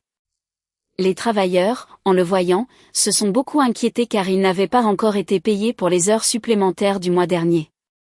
Celui qui s'est planté devant le camion était Manuel, le chef d'équipe, qui est avec Adrien depuis le début. Il n'est pas devenu violent, il a simplement exigé aux gens de Boris de lui montrer un ordre de sortie ou un bon de livraison dûment signé. Comme il ne pouvait pas le présenter, Manuel et d'autres travailleurs se sont mis devant et ont dit clairement: les machines sont de l'entreprise et sans papier de l'entreprise, rien ne sort d'ici. En entendant cela, Adrien a pris les clés de la voiture d'un coup de main. Je l'ai regardé et je lui ai demandé pourquoi il emportait les machines précisément ce matin-là. Il a répondu rapidement que les machines avaient été achetées par son entreprise, qu'il avait le droit de les déplacer où il voulait et que ce n'était pas mon affaire. Je n'ai pas entamé de discussion. Je lui ai juste rappelé que parmi les machines de l'atelier, il y avait des actifs enregistrés dans la comptabilité et certains qui n'avaient pas encore été entièrement payés aux fournisseurs. Les déplacer nécessitait des documents. Sinon, ses propres employés ne sauraient pas s'il protégeait les biens de l'entreprise ou s'il les voyait partir. Adrien, de plus en plus nerveux, a appelé directement Irène. Il l'a accusée de divulguer les affaires internes et l'a menacée de la licencier. Irène, à l'autre bout du fil, a gardé son calme et a répondu: « Vous pouvez me licencier si vous voulez, mais avant de partir, je dois remettre la comptabilité avec tout en règle. » Cette réponse a encore plus fâché Adrien. Moi, de mon côté, j'ai compris qu'Irène était déjà prête au pire. Mon père, qui avait tout écouté, n'est pas intervenu dans la discussion. Il m'a seulement rappelé que mon mariage était terminé et que je ne devais pas me laisser emporter par la colère et agir au-delà de mes droits. J'ai acquiescé. Je n'avais pas l'intention d'aller à l'atelier pour prendre quoi que ce soit, mais comme l'entreprise d'Adrien devait toujours à mon père les 25 000 € du prêt, il avait au moins le droit de savoir ce qu'il se passait avec les actifs qui garantissaient cette dette. Quand nous sommes arrivés, le camion était toujours arrêté à la porte. Un groupe d'ouvriers attendait en petits groupes, tous inquiets, mais sans faire d'esclandre. Boris était à côté de la cabine du camion, exhortant ses hommes à attendre un peu plus. Manuel restait ferme sur son exigence: sans papier, les machines ne bougeaient pas. Dès qu'Adrien est descendu de la voiture, il a crié: « Qui te paie pour que tu oses fermer la porte ?» Manuel n'a pas bronché, il l'a regardé et a dit: « C'est toi qui me paies, et tu dois me payer entièrement. Et cette machine, c'est moi qui l'ai installée le premier jour. Donne-moi l'ordre de sortie et je t'ouvrirai la porte moi-même. » Adrien n'a pu présenter aucun papier. À ce moment-là, Irène est sortie avec un dossier et a commencé à vérifier l'inventaire des actifs. 2 des 4 machines étaient toujours en cours d'amortissement dans les livres de l'entreprise. Une autre n'avait été payée que partiellement aux fournisseurs, mais ce qui a glacé tout le monde, c'est la 4e machine. Selon les registres internes, cette machine avait été vendue à l'atelier de Boris 2 mois auparavant, bien qu'en réalité elle soit toujours dans l'atelier d'Adrien et que Boris n'ait pas payé le montant figurant sur les papiers. Il n'était pas nécessaire d'être un expert comptable pour se rendre compte que quelque chose sentait très mauvais. J'ai demandé à Adrien pourquoi il avait vendu une machine en plein usage à un prix si bas. Il a évité la question en disant que c'était une décision commerciale et que je n'avais plus le droit de poser de questions. Boris, pendant ce temps, commençait à perdre patience. Il ne s'attendait probablement pas à ce que l'opération soit interrompue devant tous les travailleurs. Il s'est tourné vers Adrien et lui a dit, agacé: « Tu m'as dit que les papiers étaient en règle, c'est pour ça que j'ai amené le camion. Maintenant, ne me mêle pas à tes problèmes familiaux. » Cette simple phrase a complètement changé l'ambiance. Adrien a regardé Boris avec fureur et Boris s'est immédiatement tu. Je n'ai pas posé d'autres questions sur leur accord. Mon père n'a pas non plus menacé de porter plainte ou quoi que ce soit de ce genre. Il a simplement demandé à Adrien de se souvenir du contrat de près de 25 000 €. Mon père n'avait jamais exigé le paiement anticipé, mais si l'entreprise avait des problèmes de liquidité et continuait néanmoins à retirer des actifs avec des documents irréguliers, il se verrait obligé de demander un audit complet. En entendant cela, Adrien a explosé. Il a dit que tout le monde le coinçait. Moi, Irène, et même ses propres travailleurs. Je l'ai regardé et lui ai dit, personne ne te coince. Ce sont tes propres signatures qui t'encerclent. À ce moment-là, un ouvrier plus âgé s'est approché. Je savais qu'il travaillait dans l'atelier depuis de nombreuses années, bien qu'il ait toujours été très silencieux. Il a raconté que le mois précédent, son fils avait été hospitalisé d'urgence et comme l'entreprise avait du mal avec le salaire, c'est Irène qui lui avait avancé une partie de l'argent de sa propre poche pour payer les frais d'hôpital. Il n'a pas réprimandé Adrien, il a juste soupiré et a dit « Je te crois ». Je crois que c'est cette phrase qui l'a le plus blessé, car les personnes qu'il avait devant lui n'étaient pas ses ennemis. C'étaient des personnes qui lui avaient fait confiance pendant si longtemps qu'elles craignaient maintenant de perdre leur emploi le lendemain. J'ai proposé d'arrêter le transfert des machines tant que les documents n'étaient pas clairs. L'argent restant dans l'atelier devait être priorisé pour les salaires et les dépenses des commandes en cours, au lieu de continuer à retirer des actifs alors que personne ne comprenait ce qui se passait. Mon père a également été clair. Il n'exigerait pas le remboursement anticipé du prêt, tant qu'Adrien serait transparent sur le flux de trésorerie et ne continuerait pas à retirer des actifs avec des documents incomplets. Adrien, sans beaucoup d'options, a dû accepter. Boris, furieux, a ordonné à ses hommes de monter dans le camion.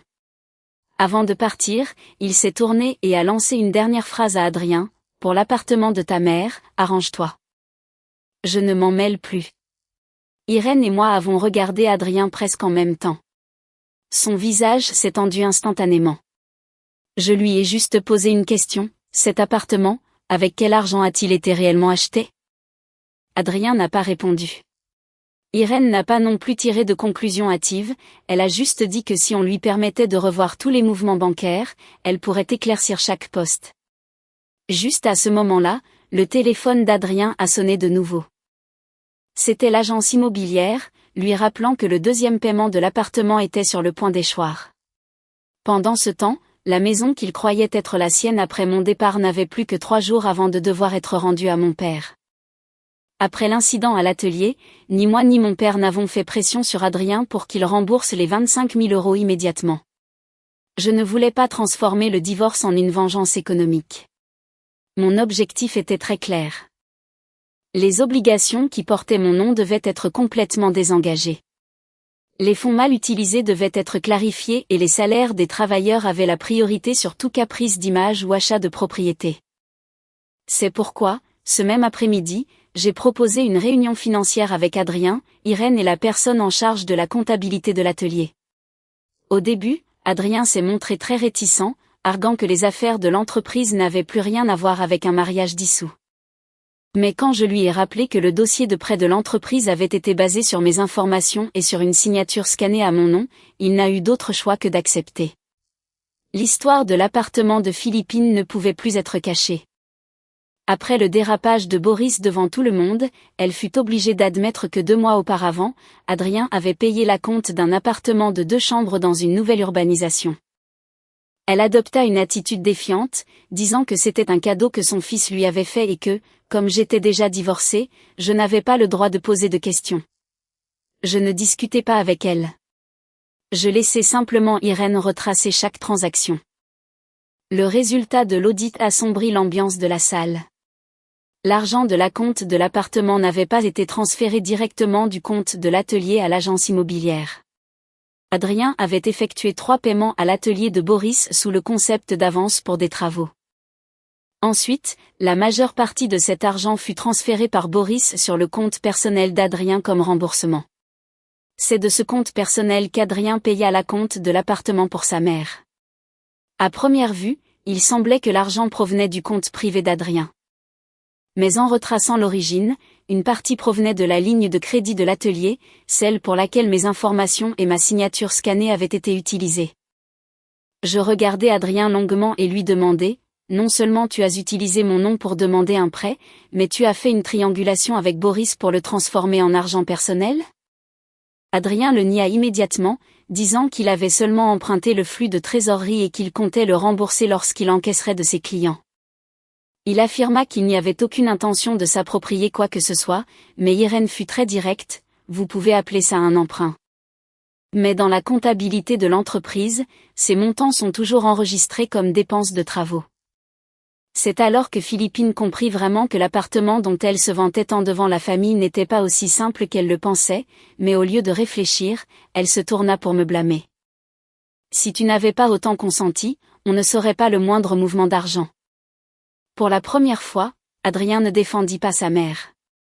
Il lui répondit que si elle et Sophie ne l'avaient pas constamment pressé de sortir de l'argent, les choses n'auraient pas été aussi compliquées. Sophie, en entendant son nom, réagit instantanément, mon frère m'a aidé parce qu'il le voulait. Je ne lui ai pas mis un pistolet sur la tempe. En quelques minutes, les 3 personnes qui avaient formé un front commun pour me chasser de la maison commencèrent à se rejeter la faute. Je ne ressentis aucune satisfaction, seulement de l'épuisement. J'interrompis la discussion et exposai clairement mes 3 exigences. Le dossier du prêt devait être modifié afin qu'aucune nouvelle obligation ne soit générée à mon nom. Les fonds utilisés à des fins incorrectes devaient faire l'objet d'un plan de remboursement. Les salaires des travailleurs primaient sur l'appartement, la voiture ou toute autre dépense d'image personnelle. Mon père proposa également une solution très claire. Il n'exigerait pas d'Adrien le remboursement immédiat des 25 000 €, mais à partir de ce moment, le prêt aurait un calendrier de paiement mensuel fixe. Fini les retards. Si l'atelier avait de bonnes commandes, mais manquait de matériel à court terme, mon père pourrait lui présenter un fournisseur de confiance qui permettrait des paiements échelonnés. Mais il souligna, plus d'argent liquide. Je lui demandai à voix basse pourquoi il continuait à vouloir aider. Il répondit seulement, je n'aide pas Adrien. Je ne veux pas que plus de 30 personnes perdent leur emploi parce que leur patron est irresponsable. Cette phrase me laissa silencieuse. Je compris que mon père m'enseignait quelque chose de plus. Protéger tes droits ne signifie pas couler tout ce qui t'entoure. Après avoir écouté la proposition, Manuel et d'autres travailleurs expérimentés acceptèrent de terminer les commandes en cours à condition que les paiements des salaires soient transparents. Irène accepta également de rester un peu plus longtemps pour auditer et remettre les comptes, mais elle précisa que si Adrien lui demandait de nouveau de légaliser des postes incorrects, elle partirait sur le champ. Adrien, assis parmi les personnes qu'il avait sauvées en silence, son ex-femme, son ex-beau-père, sa comptable et ses travailleurs, réalisa probablement pour la première fois qu'il ne pouvait plus utiliser les mots « famille » ou « entreprise » pour justifier ses décisions. Mais Philippine voyait les choses différemment. Elle commença à croire que la seule raison pour laquelle la famille était dans cette situation était que je gardais trop de papiers. Cette nuit-là, alors qu'elle préparait ses affaires pour quitter la maison de mon père, elle dit en secret à Sophie qu'elle devait trouver mon vieil ordinateur portable. Dans son esprit, toutes les preuves, extraits et documents qui acculaient Adrien s'y trouvaient. Sophie hésita au début. Elle dit que si elle faisait cela et qu'elles étaient découvertes, les problèmes seraient encore plus grands. Mais Philippine insista, si nous n'obtenons pas ces documents, nous pourrions perdre l'appartement et l'atelier de ton frère est également en danger. Cette nuit-là, je dormais déjà chez mes parents. Vers 23 heures, mon portable me notifia un mouvement détecté par les caméras de sécurité de la porte et du couloir du 2e étage. J'ouvris l'application et vis Philippine et Sophie entrer dans mon ancien bureau. Elles fouillèrent les tiroirs et mirent le portable dans un sac en tissu. Je ne retournai pas en courant à la maison. J'appelai directement Adrien, lui envoyai la vidéo et lui dis sur un ton sec, je te donne 10 minutes pour remettre le portable à sa place.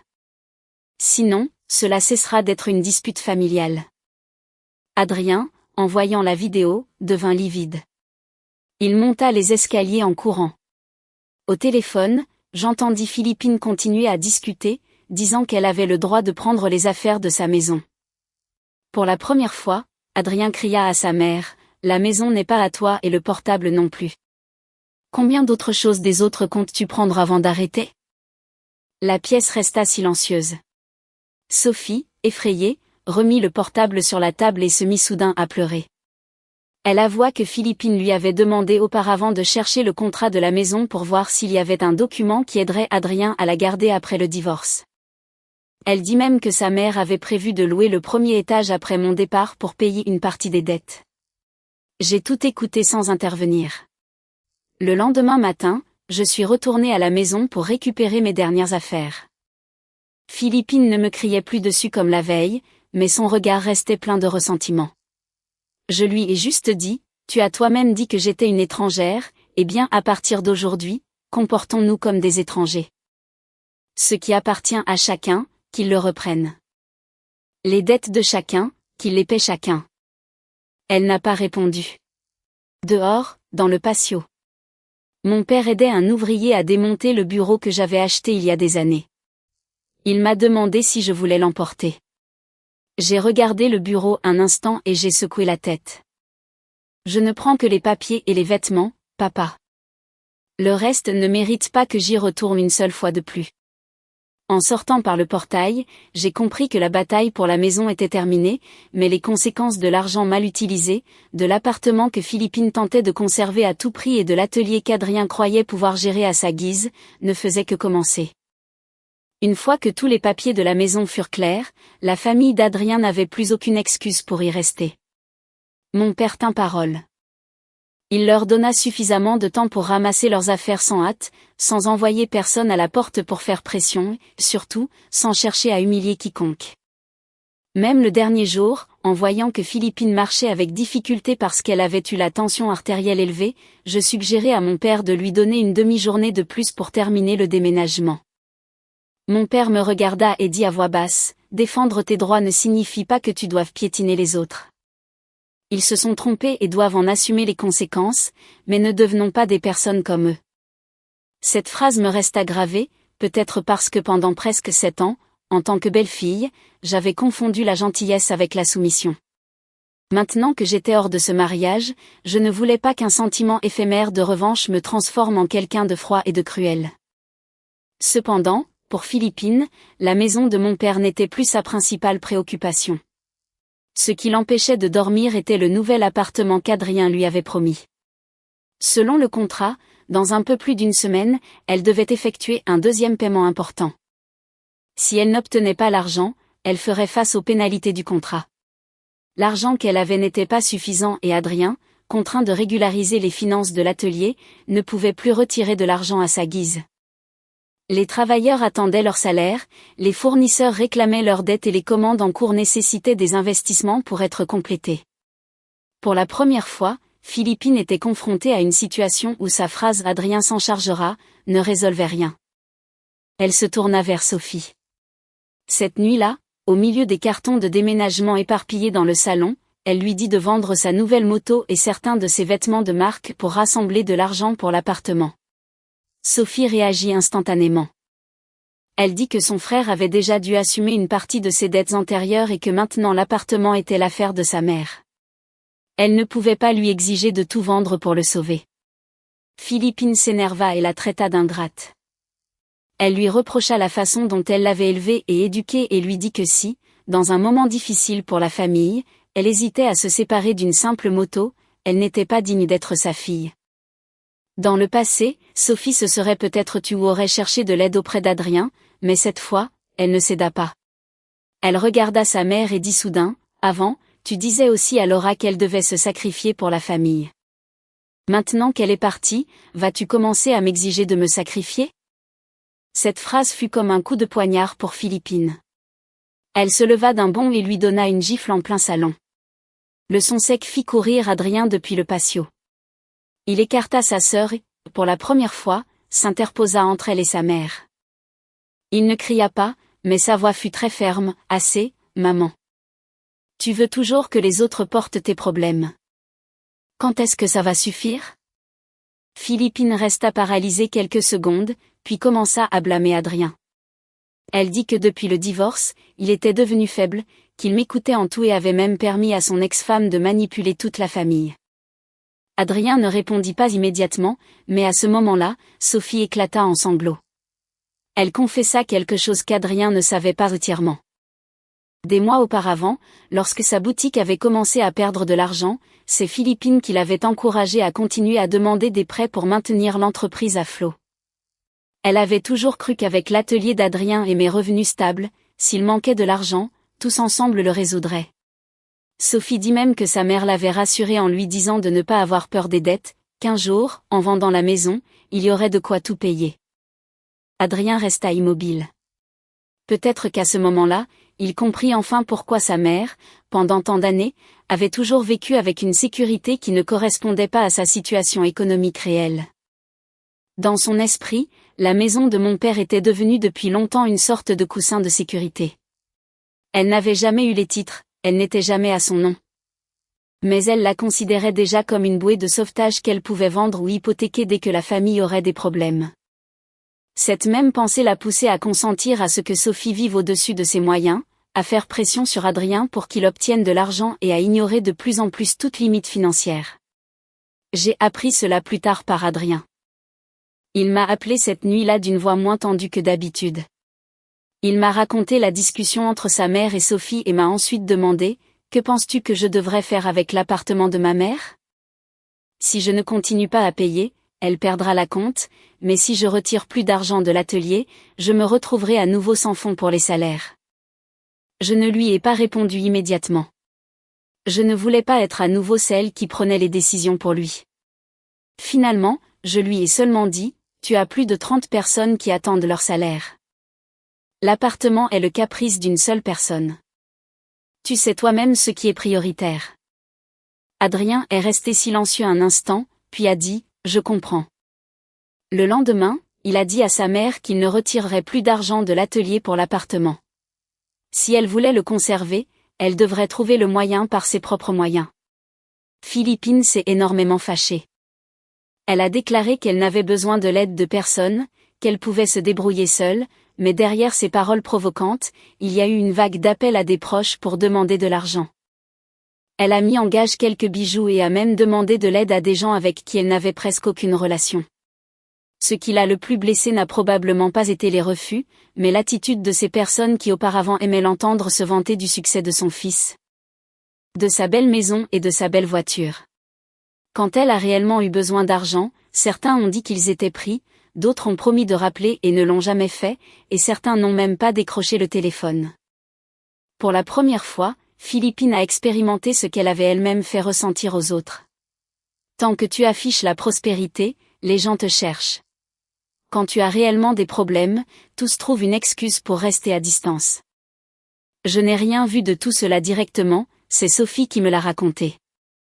Cet après-midi-là, j'ai reçu un message d'elle, « Laura, je sais que je me suis très mal comportée avec toi et je n'ose pas te demander pardon. Je veux juste te dire que maintenant je commence à comprendre pourquoi tu n'as pas pu supporter davantage. » J'ai lu le message plusieurs fois. Je ne voulais pas que quelques mots d'excuse effacent tout ce qui s'était passé, mais je ne voulais pas non plus vivre avec du ressentiment. Je lui ai juste répondu, « Si tu as compris, ne traite plus personne de cette manière à l'avenir. » Il n'y a pas eu d'autres mots.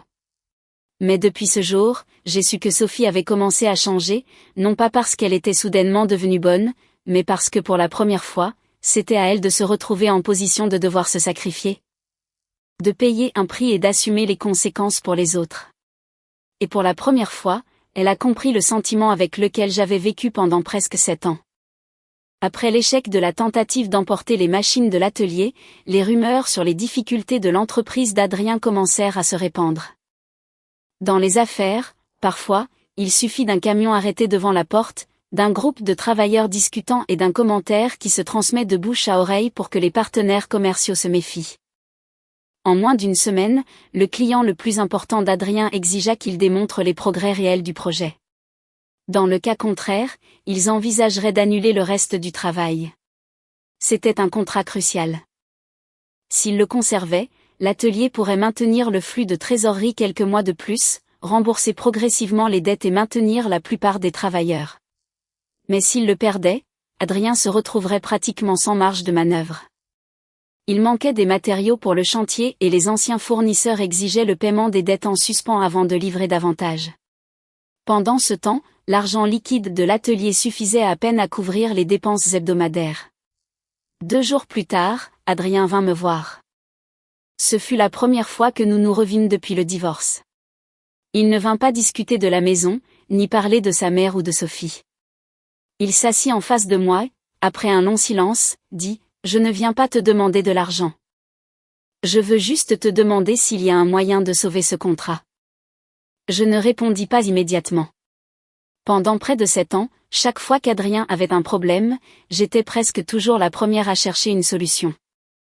Cette habitude, en partie, lui avait fait croire que, quelle que soit l'erreur de ses décisions, à la fin, il y aurait toujours quelqu'un derrière pour réparer le désastre. C'est pourquoi, cette fois, je lui posai une question directe. Tu veux sauver l'atelier ou seulement sauver ton image? Adrien garda le silence un bon moment. Finalement, il dit que si l'atelier fermait, il en assumerait les conséquences, mais que la trentaine de personnes qu'il avait suivies pendant des années ne méritaient pas de perdre leur emploi à cause des mauvaises décisions de leur patron. Je le regardai et me rendis compte que, au moins cette fois, Adrien commençait à voir au-delà de lui-même. J'acceptai d'aider, mais seulement dans mon domaine professionnel. Je lui fis clairement savoir que je ne retravaillerais plus avec lui, que je ne cautionnerais plus de prêts et que, bien sûr, je ne mettrais plus d'argent personnel dans l'atelier. Ce que je pouvais faire, c'était, avec Irène, revoir le flux de trésorerie, établir des priorités et déterminer quelles dépenses il fallait réduire immédiatement. Irène apporta toutes les données qu'elle avait recueillies. Nous passâmes presque tout l'après-midi tous les trois. En regroupant les dépenses. On donna la priorité aux commandes ayant la plus grande probabilité d'encaissement à court terme. Les investissements non essentiels furent stoppés. L'argent pour les matériaux du grand contrat et les salaires des travailleurs furent placés au-dessus de toute dépense d'image. Lorsque nous arrivâmes aux dépenses fixes, 2 postes se distinguaient clairement, la mensualité de la voiture qu'Adrien payait à tempérament et le loyer du bureau d'exposition qu'il maintenait dans une zone centrale avec un coût beaucoup plus élevé que nécessaire. Je ne mâchai pas mes mots. Je pointai le tableau et lui dis, si tu gardes ces 2 choses, il te manquera de l'argent ailleurs. Adrien regarda le chiffre de la mensualité de la voiture pendant longtemps. Cette voiture avait été sa plus grande fierté, le symbole d'une époque où il croyait avoir accédé à un autre statut, mais finalement il acquiesça. Quand Philippine apprit qu'Adrien envisageait de vendre la voiture, elle s'y opposa catégoriquement. Elle dit que le propriétaire d'une entreprise ne pouvait pas rouler dans une voiture normale. Que les clients le mépriseraient et que la famille se rendrait compte qu'il traversait une mauvaise passe. Cette fois, Adrien ne discuta pas beaucoup, il dit seulement, si pour garder la voiture, pour que les gens me regardent, je dois cesser de payer mes ouvriers. Alors je ne mérite pas d'être leur patron. J'ai écouté cette phrase et elle m'a paru très différente de l'Adrien d'il y a quelques mois. Mon père, après avoir examiné le plan de trésorerie, n'a pas non plus apporté plus d'argent, mais il a présenté à Adrien un petit fournisseur avec qui ma famille travaillait depuis des années. Ils ont convenu de lui livrer les matériaux en 2 phases, avec des paiements ajustés à l'avancement des travaux, au lieu d'exiger presque tout à l'avance. Mon père a été très clair, ce n'était pas une faveur inconditionnelle. Si Adrien prenait du retard sur un seul paiement, ils avaient le droit d'arrêter immédiatement l'approvisionnement. Adrien a accepté. La nouvelle qu'il avait décidé de vendre la voiture et de réduire les dépenses parvint rapidement aux travailleurs. Manuel réunit les plus anciens et, après avoir discuté avec eux, alla voir Adrien. Il lui dit qu'ils étaient prêts à faire des heures supplémentaires pour terminer le projet à temps. La paie de ces heures supplémentaires pouvait attendre quelques semaines, mais le salaire de base devait être versé ponctuellement afin que chacun puisse subvenir aux besoins de sa famille. Adrien ne profita pas de cette générosité, il demanda à Irène de préparer un calendrier de paiement clair et le signa devant tous. Un ouvrier plus âgé s'approcha de lui et lui dit, « Vos problèmes familiaux sont votre affaire, mais si vous reconnaissez vos erreurs, nous continuerons à travailler. Nous vous demandons seulement de ne plus nous cacher les choses à partir de maintenant. » J'étais à quelques pas, observant ces hommes aux vêtements tachés de sueur et je ressentis quelque chose de difficile à décrire. À ce moment-là, je compris pourquoi mon père n'avait pas voulu faire pression sur Adrien au point que l'atelier doive fermer. Une petite entreprise n'est pas seulement son propriétaire. Derrière elle se trouvent les frais de scolarité des enfants, les médicaments des parents, le loyer et la nourriture de nombreuses autres familles. Adrien baissa la tête pendant un bon moment. Je vis que ses yeux s'humidifiaient. Ce fut peut-être la première fois qu'il pleura, non pas pour avoir perdu une maison ou un mariage, mais pour se rendre compte que les personnes qu'il avait toujours considérées comme de simples employés le traitaient avec plus de loyauté et de décence que lui n'avaient traité ceux qui l'avaient aidé. Grâce à la réduction des dépenses, la renégociation avec les fournisseurs et la concentration de tout le personnel sur le projet le plus important, l'atelier réussit finalement à sauver le contrat. Adrien dut accepter une marge bénéficiaire beaucoup plus faible, mais en contrepartie le travail ne fut pas annulé et le flux de trésorerie commença à se rétablir. Cependant, un problème restait à résoudre. L'argent transféré à l'atelier de Boris n'avait pas encore été intégralement remboursé. Au début, Boris répondait au téléphone. Puis il commença à éviter les appels. Il argua que toutes les transactions avaient été volontairement convenues par Adrien et qu'il ne pouvait être tenu responsable des problèmes de son entreprise maintenant.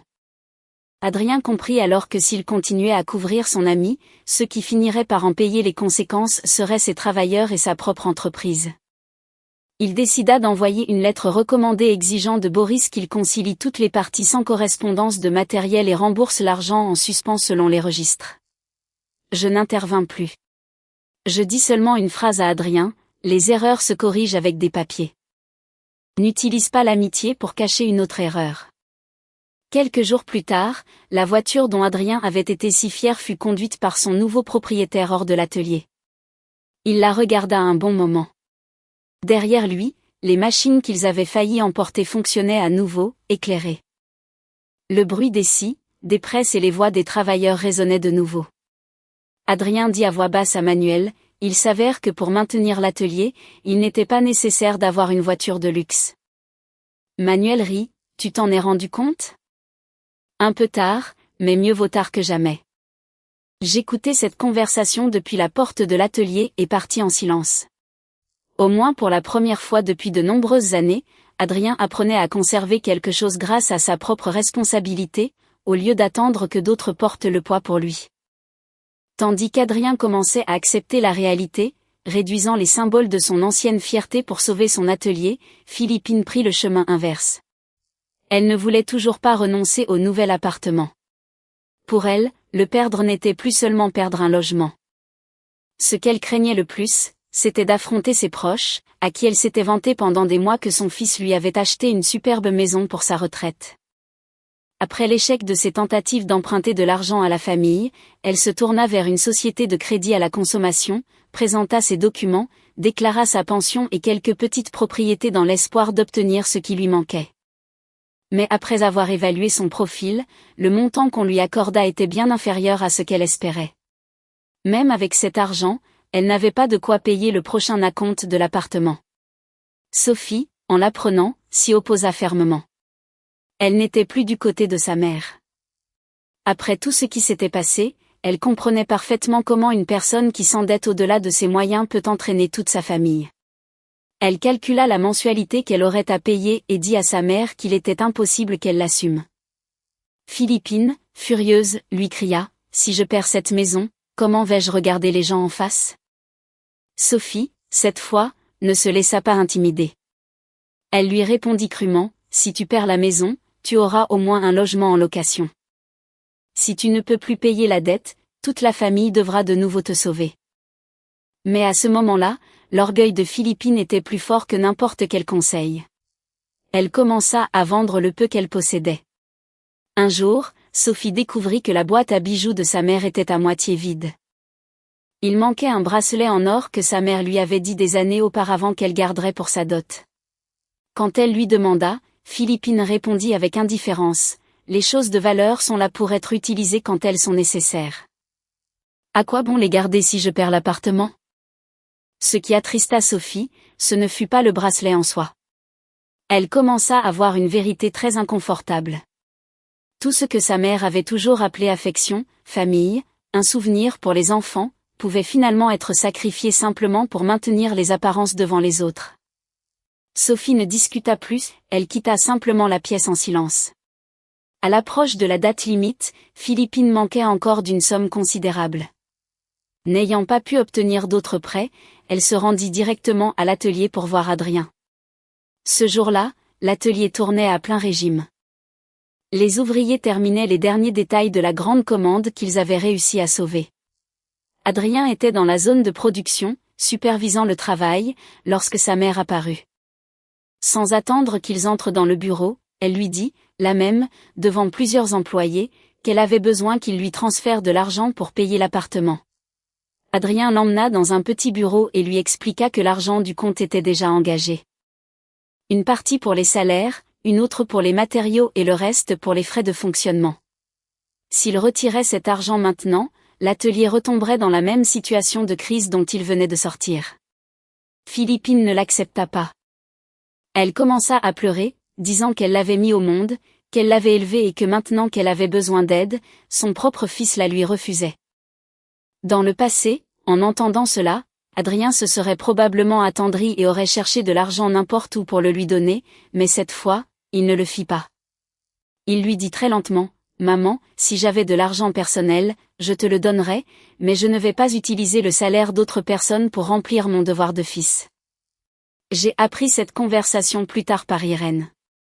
En réalité, cette simple phrase démontrait qu'Adrien avait beaucoup plus changé que toutes ses excuses précédentes. Il commençait à faire la différence entre prendre soin de sa mère et continuer à assumer les conséquences de ses mauvaises décisions. En l'entendant, Philippine s'énerva, quitta l'atelier en pleurant et, bien sûr, me reblâma, disant que j'avais changé son fils. Elle raconta à Sophie, depuis le divorce, Adrien ne m'écoute plus. Maintenant, il remet tout en question et mesure tout comme elle le faisait. Quand Sophie me le raconta, je lui dis seulement, il commence à être responsable de son propre argent. Ce n'est pas quelque chose que j'aurais pu lui enseigner. Et je le pensais vraiment. Il y a des leçons qui ne peuvent être enseignées avec des mots. Ce n'est que lorsqu'une personne voit les conséquences de ses propres actes qu'elle comprend les limites qui auraient dû exister depuis le début. Finalement, Philippine ne réussit pas à réunir l'argent à temps. Le contrat de l'appartement fut résolu selon les clauses signées. Elle perdit une partie de l'acompte et ne put finaliser l'achat. Personne ne l'a trompée, il n'y eut pas de dispute scandaleuse. C'est elle-même qui tenta de s'accrocher à une transaction qui était au-dessus de ses moyens et finit par devoir en assumer les conséquences. Le jour où elle reçut la notification officielle, elle s'effondra. De vivre dans la spacieuse maison de 3 étages de mon père et de se vanter que son fils lui achetait un autre appartement. Maintenant, elle se retrouvait obligée de déménager avec Sophie dans un petit appartement en location en attendant de trouver une solution à long terme. Le déménagement, les dettes et la perte de l'acompte affectèrent beaucoup son moral.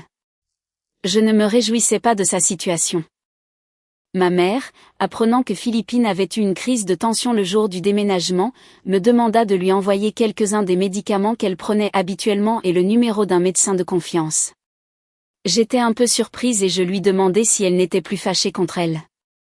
Ma mère répondit, « Bien sûr que je suis fâchée, mais que quelqu'un se soit mal comporté avec toi ne signifie pas que tu doives lui souhaiter une maladie. » Cette phrase me fit réfléchir.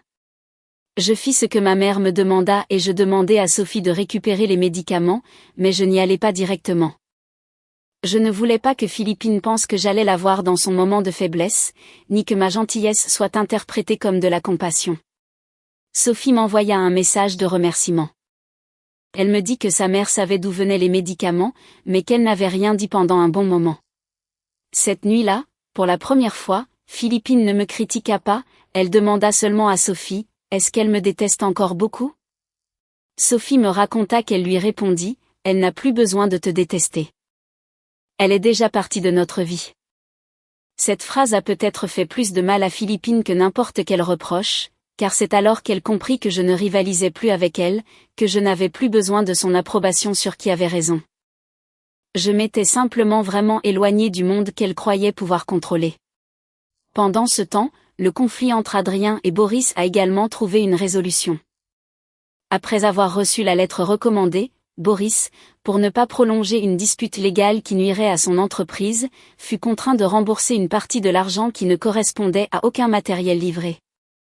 Adrien reçut cet argent, mais n'en toucha pas un euro pour le donner à sa mère. Il l'utilisa intégralement pour payer des dettes aux fournisseurs. Quand je l'ai appris, je n'ai pas ressenti de satisfaction. J'ai juste pensé que finalement les choses retrouvaient leur place.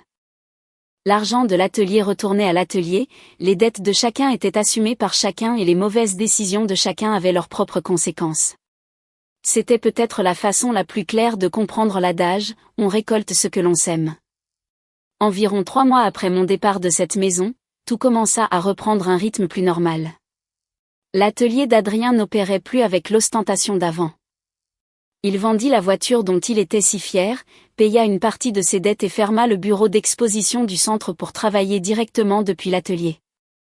Selon Irène, Adrien passait beaucoup plus de temps dans la zone de production, supervisant les progrès, parlant avec les ouvriers et commençant à comprendre vraiment chaque euro qui entrait et sortait, au lieu de tout déléguer et de ne regarder que le résultat final.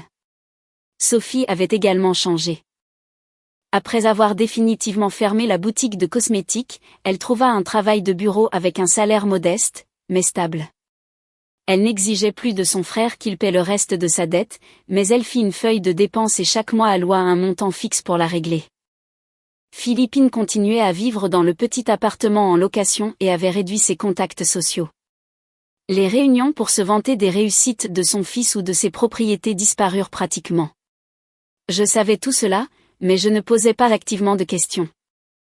Après le divorce, j'adoptai une nouvelle habitude. Ce qui n'était plus ma responsabilité, je ne devais plus le porter. Je maintenais le contact nécessaire pour finaliser les formalités financières en suspens. Mais à part cela, je ne me renseignais pas sur la vie d'Adrien, ce que pensait Philippine ou à quel point Sophie avait changé. Un après-midi, Adrien m'écrivit pour me demander si nous pouvions nous voir une demi-heure. Il dit qu'il devait me remettre des documents en personne. J'acceptai et choisis un café bondé, mais tranquille, près de mon travail. Quand j'arrivai, il attendait déjà. En quelques mois seulement sans nous voir, son apparence avait beaucoup changé. Il était toujours habillé correctement, mais sans cette apparence forcée de celui qui veut prouver son succès à tout prix. Son visage était plus marqué et il semblait avoir maigri. Il posa un dossier sur la table. C'étaient les documents qui confirmaient la modification du prêt et d'autres papiers connexes où il était clairement spécifié que je n'avais plus aucune obligation future envers l'atelier. Les parties où mes informations avaient été utilisées avaient été rectifiées et confirmées. Il poussa le dossier vers moi et dit très lentement, « Je te rends ce que je n'ai jamais eu le droit d'utiliser sans ta permission. » Je regardai le dossier, puis Adrien. Je compris qu'il ne faisait pas référence seulement à une signature ou à des papiers. Ce qu'il m'avait réellement pris pendant notre mariage, c'était la confiance. Quand une personne s'habitue à ce que celle d'à côté cède toujours, supporte toujours et résolve toujours les problèmes, il est très facile d'oublier que la gentillesse des autres n'est pas une ressource illimitée. Adrien ne me demanda pas pardon immédiatement. Il dit que pendant de nombreuses années, il avait pensé qu'il était celui qui soutenait la famille. Il gagnait de l'argent, montait l'atelier, prenait soin de sa mère, aidait sa sœur et dans sa tête, il avait toujours eu le sentiment qu'il portait la plus grande pression. Ce n'est qu'après que tout se soit effondré qu'il réalisa que beaucoup des choses qu'il appelait « résoudre par moi-même » m'avaient en réalité toujours eu, moi ou mon père, derrière, l'empêchant de tomber. Il admit également qu'il avait permis à sa mère d'interférer trop dans notre vie. Chaque fois que Philippine dépassait les bornes, il choisissait le silence, pensant que céder un peu maintiendrait la paix à la maison, mais le prix de cette paix, c'est toujours moi qui le payais. Adrien dit, « Le jour où ton père est venu récupérer la maison, j'ai cru que toi et lui me mettiez délibérément au pied du mur.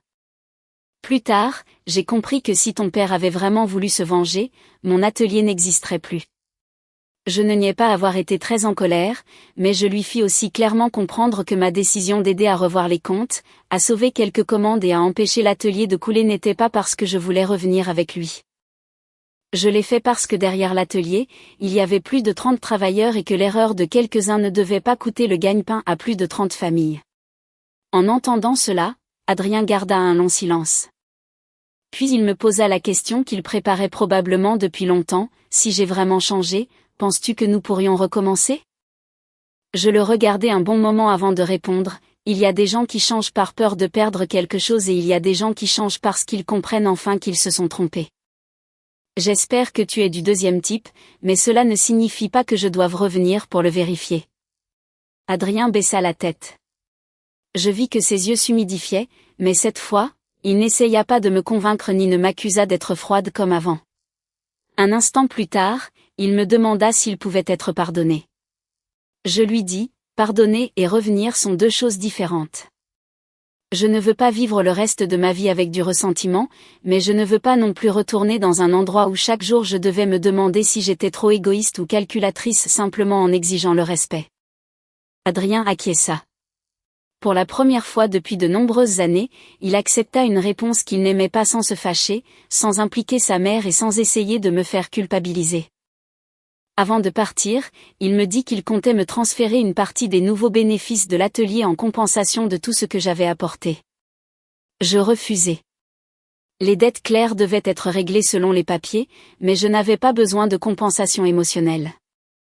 Je lui dis, si tu as de l'argent en trop, utilise-le pour payer ponctuellement tes travailleurs, pour rembourser les prêts que tu as contractés et pour prendre soin de ta mère dans la mesure de tes moyens. Ne continue pas à utiliser l'argent pour acheter le pardon au lieu de changer ta façon de vivre. Une semaine plus tard, Sophie me chercha de nouveau. Elle me donna une petite somme d'argent, disant que c'était la première partie de ce qu'elle me devait depuis des années. Sincèrement, j'avais presque oublié cette dette. Sophie dit, je ne te le rends pas pour que tu reviennes à la maison. Je te le rends parce que pour la première fois, je veux vivre sans penser que quelqu'un a l'obligation de me secourir. J'acceptai l'argent, mais je l'avertis de le rembourser selon ses possibilités, de ne pas s'endetter ailleurs pour me payer plus vite et je lui dis quelque chose que j'avais moi-même mis des années à comprendre, si tu veux changer, commence par changer ta façon de vivre. L'argent peut être remboursé plus tard, mais l'habitude de rejeter la responsabilité sur les autres est ce qui est vraiment dangereux. Sophie éclata en larmes et acquiesça. Je ne crois pas que quiconque puisse devenir une personne complètement nouvelle en quelques mois. Adrien avait encore des dettes à payer. Sophie devait assumer les conséquences de ses actes et Philippine devait vivre dans un appartement en location au lieu de la spacieuse maison qu'elle avait un jour considérée comme sienne. Mais au moins, ils avaient commencé à comprendre que demander pardon ne signifie pas que les conséquences disparaissent. Philippine, quant à elle, ne me demanda jamais pardon directement. La différence est que je ne l'attendais plus, car quand une personne a vraiment laissé le passé derrière elle, que les excuses d'un autre arrivent ou non, cela ne détermine plus comment elle va vivre le reste de sa vie. Presque un an après mon divorce d'Adrien, la maison de 3 étages de mon père fut finalement rénovée à nouveau. Mon père me demanda si je voulais y retourner vivre ou si je préférais la louer pour avoir des revenus stables. Après mûre réflexion, je secouai la tête, non pas parce que je détestais la maison, mais parce qu'il y a des endroits qui, même s'ils ne te font plus mal, tu ne veux pas y habiter comme si rien ne s'était passé. Je proposai à mon père de destiner une partie de la maison à la création d'un petit logement à un prix juste pour certaines des jeunes employées de son entrepôt de matériaux.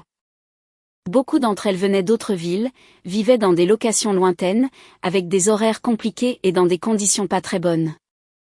Mon père accepta, mais garda sa façon de faire les choses, tout par contrat, spécifiant clairement le loyer, la façon de calculer les charges et laissant tout transparent. Il dit même, si tu aides quelqu'un, la dernière chose que tu veux, c'est qu'il se sente redevable envers toi. En l'écoutant, je sentis qu'il avait parfaitement raison. Après tout ce qui s'était passé, je compris enfin que l'affection et les limites ne sont pas opposées. On peut être gentil et en même temps, clair, on peut aimer les autres sans avoir apporté leur vie. Et parfois, c'est précisément cette clarté qui rend une relation plus forte. Un week-end, je suis passé par la maison pour superviser une réparation du système d'eau du 2e étage. En sortant, j'ai vu par hasard Philippine de l'autre côté de la rue. Elle avait beaucoup maigri, était vêtue très simplement et portait un sac de pharmacie. Elle venait probablement d'une consultation au centre de santé voisin. Nous nous sommes regardés quelques secondes, toutes deux un peu mal à l'aise, comme ne sachant pas comment nous adresser l'une à l'autre après tout ce qui s'était passé. Finalement, ce fut elle qui traversa la rue. Elle ne m'appela pas « fille » comme quand j'étais sa belle-fille, elle dit seulement à voix basse, « Laura, puis-je te parler un instant ?» J'acquiesçai. Nous restâmes debout près du portail. Elle regarda la maison un bon moment et dit ensuite que pendant longtemps elle avait pensé que le jour où mon père était venu les chasser avait été le plus humiliant de sa vie, mais que plus tard, quand tout s'était calmé, Elle s'était rendue compte que ce qui l'avait vraiment honteuse n'était pas que la maison ne soit pas la sienne, mais que pendant près de 7 ans elle avait vécu dans la maison d'un autre tout en méprisant la fille du propriétaire, la traitant de parasite. Sa voix n'était plus aussi dure qu'avant. Elle admit quelque chose que je n'aurais jamais pensé entendre de sa bouche, que son aversion envers moi n'était pas parce que je faisais quelque chose de mal, mais parce que j'étais trop indépendante. J'avais mon propre travail, mes propres revenus et ne dépendais pas complètement d'Adrien. Au fond, elle avait toujours eu peur qu'un jour son fils écoute plus sa femme qu'elle. Cette peur l'a poussée à s'immiscer constamment dans notre vie, à forcer Adrien à prendre parti dans chaque discussion, transformant ce qui aurait pu être de simples conversations de couple en un affrontement entre épouse et mère. Elle reconnut également son erreur avec Sophie pour avoir voulu protéger sa fille. Elle avait toujours pensé qu'une petite dette n'avait pas d'importance, que si elle dépensait trop, son frère s'en chargerait, que s'il y avait des problèmes, la famille les résoudrait. Ce n'est que lorsque tout s'effondra qu'elle comprit qu'elle n'avait pas seulement ruiné le mariage de son fils, mais qu'elle avait aussi habitué ses 2 enfants à ce qu'il y ait toujours quelqu'un prêt à assumer les conséquences pour eux. Elle garda le silence un instant et dit « Je te demande pardon, Laura, et je ne le dis pas parce que j'ai perdu la maison. Je le dis parce que ce n'est que maintenant que je réalise que j'ai trop vécu en fonction des apparences. Je ne l'ai pas embrassé ni lui ai dit que ce n'était rien. Il y a des blessures que si tu essaies de les couvrir avec un « ne t'inquiète pas », elles sonnent encore plus faux. Je lui ai juste dit « ce qui est passé est passé. Mais si tu as compris ou tu t'es trompé, ne traite plus personne de cette manière. » Elle acquiesça et me demanda si j'étais toujours fâchée contre Adrien. J'y réfléchis un instant et lui répondis avec sincérité que je ne ressentais plus la même rage, mais que je n'avais pas non plus l'intention de revenir avec lui. Elle ne me demanda pas de reconsidérer ma décision. Ce fut peut-être ce silence qui me fit sentir qu'elle avait vraiment un peu changé. Avant de partir, elle vit 2 jeunes filles mettre des cartons dans la maison et me demanda si je la louais. Je lui racontai que mon père l'avait louée à un prix abordable à certaines travailleuses. Tout par contrat, chacune payant sa part, sans que personne ne doive de faveur à personne.